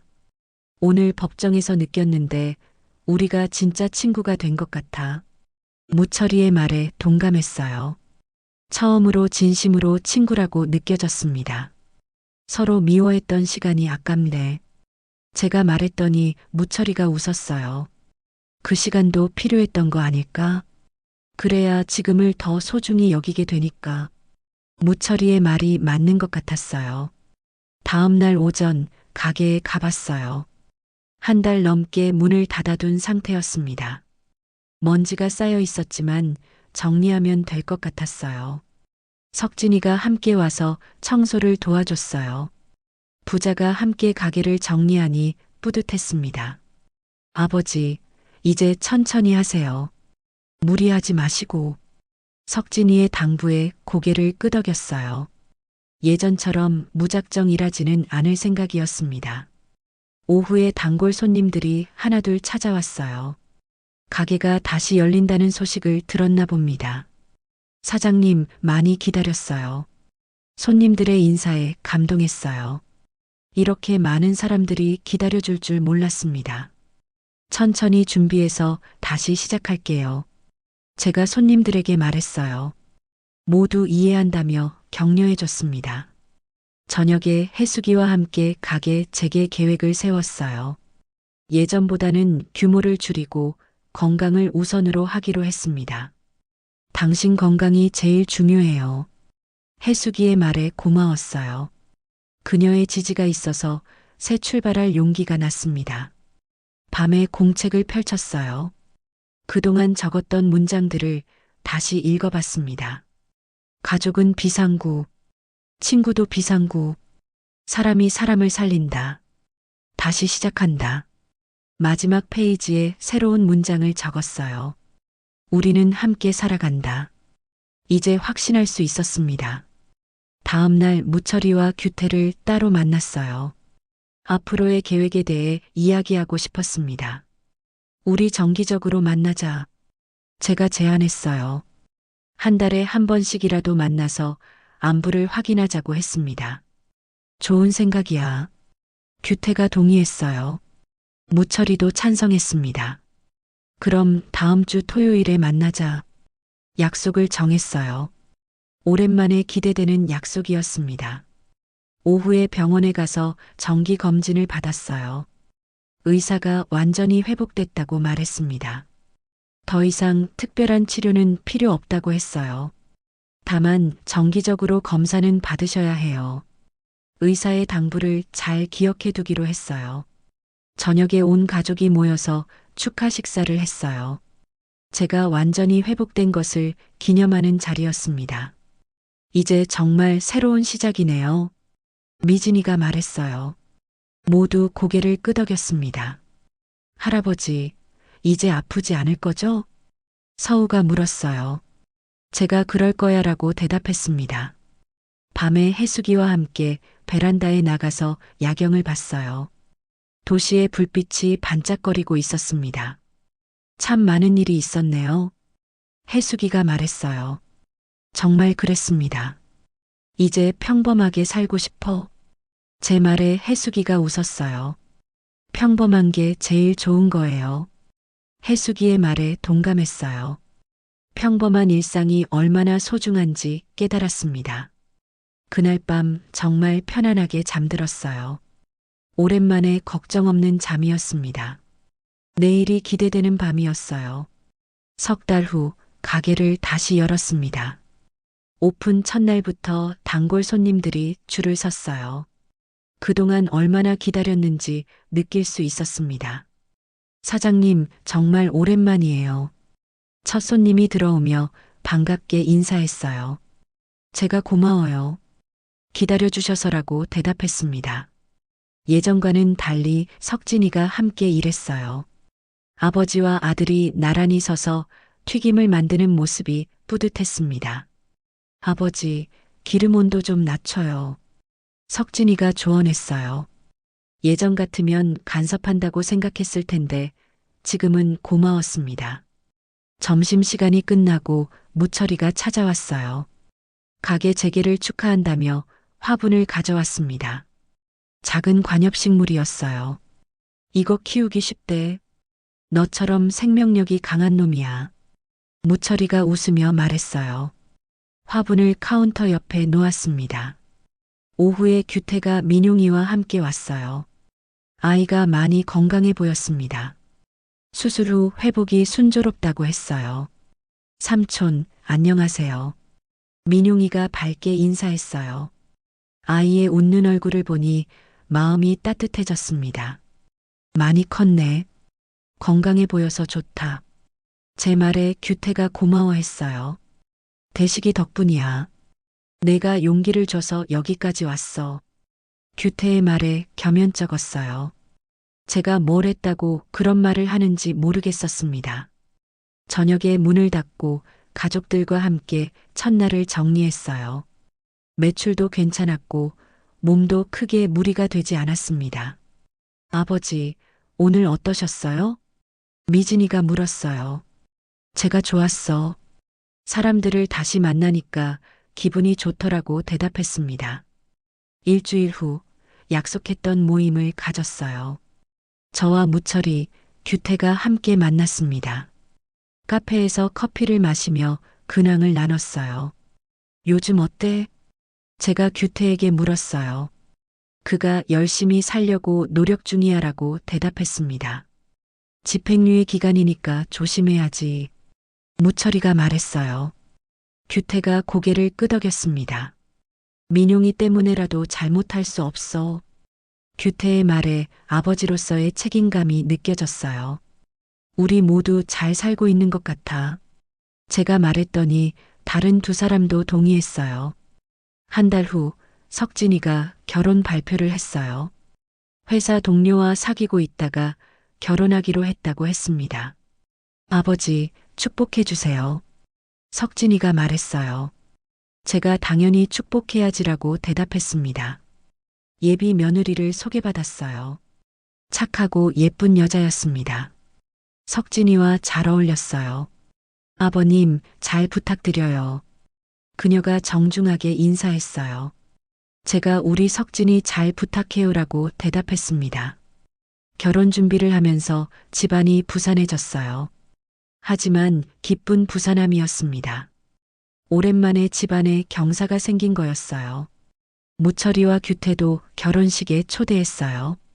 친구들이 참석해주면 좋겠다고 생각했습니다. 물론 갈게. 우리 대식이 아들 결혼식인데. 무철이가 흔쾌히 승낙했어요. 규태도 마찬가지였습니다. 결혼식 당일 많은 사람들이 와줬어요.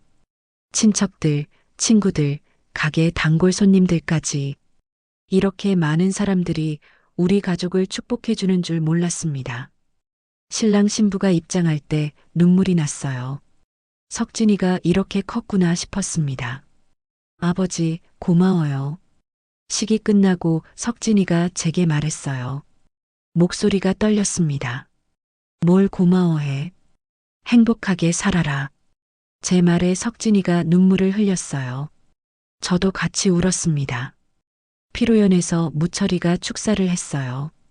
신랑의 아버지는 제 생명의 은인입니다. 그런 분의 아들이니 틀림없이 좋은 남편이 될 거예요. 무철이의 말에 하객들이 박수를 쳤어요. 저도 감동했습니다.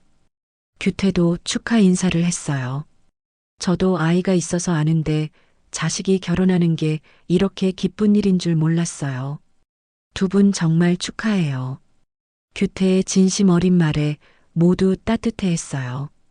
그날 밤 집에 돌아와서 해숙이와 이야기했어요. 정말 좋은 하루였네요. 해숙이가 만족스러워 했어요. 저도 그랬습니다. 석진이가 행복해 보여서 다행이야. 제 말에 해숙이가 고개를 끄덕였어요. 몇 달 후 미진이도 좋은 소식을 가져왔어요. 승진이 됐다고 했습니다.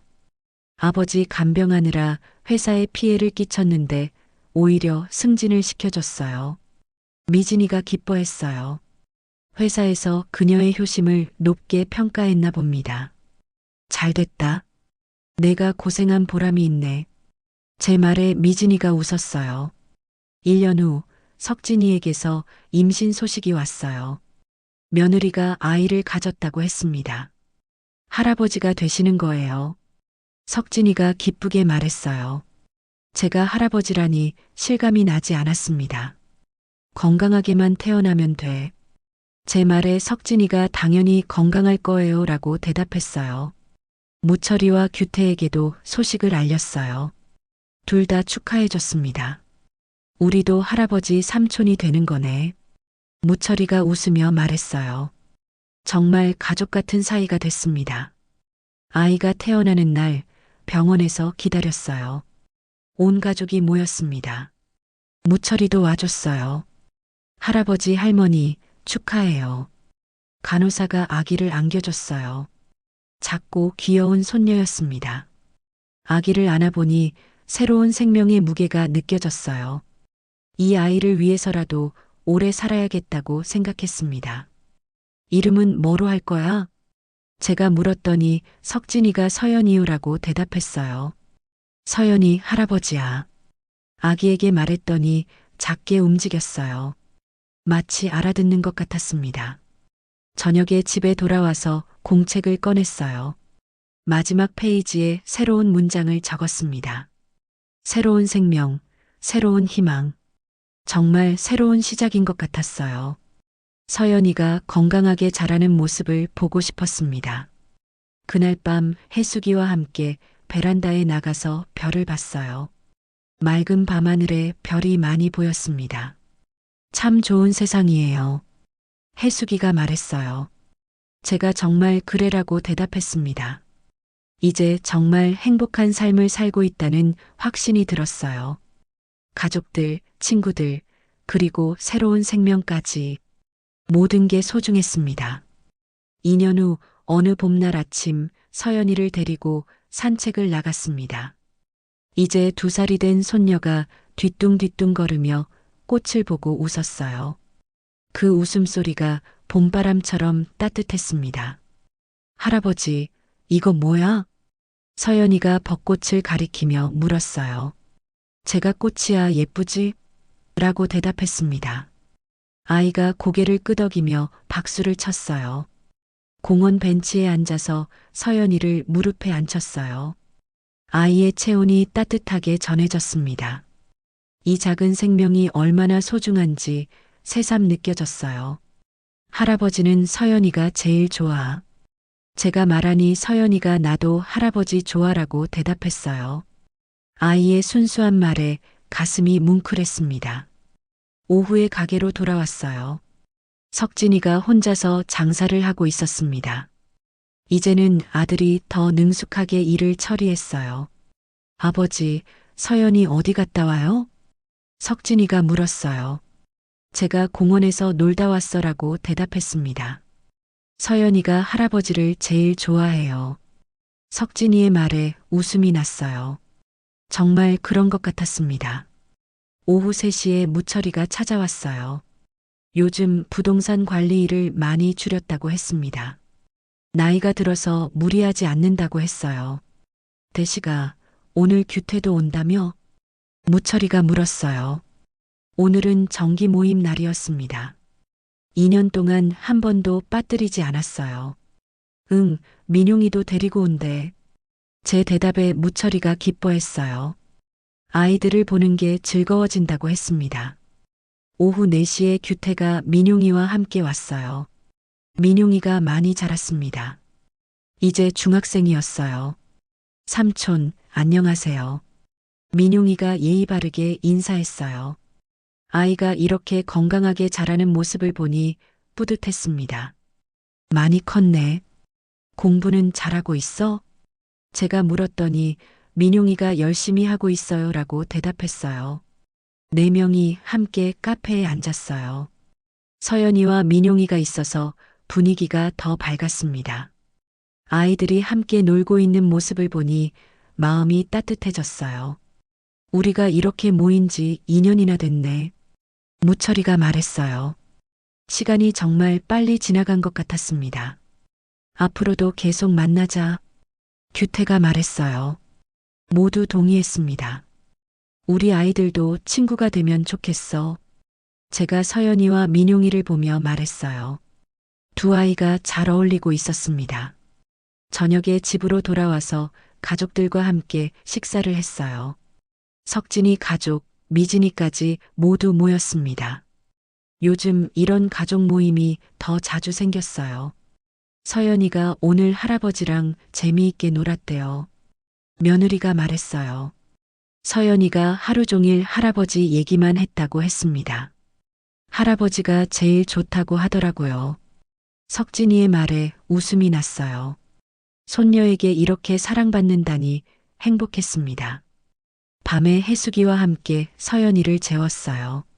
아이가 잠들 때까지 동화책을 읽어줬습니다.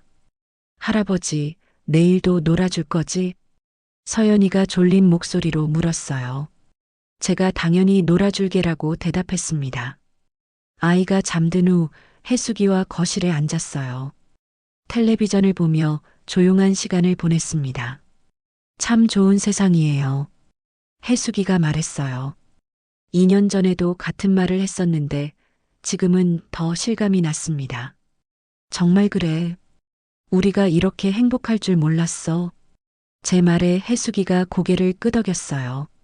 밤 11시에 공책을 꺼냈어요.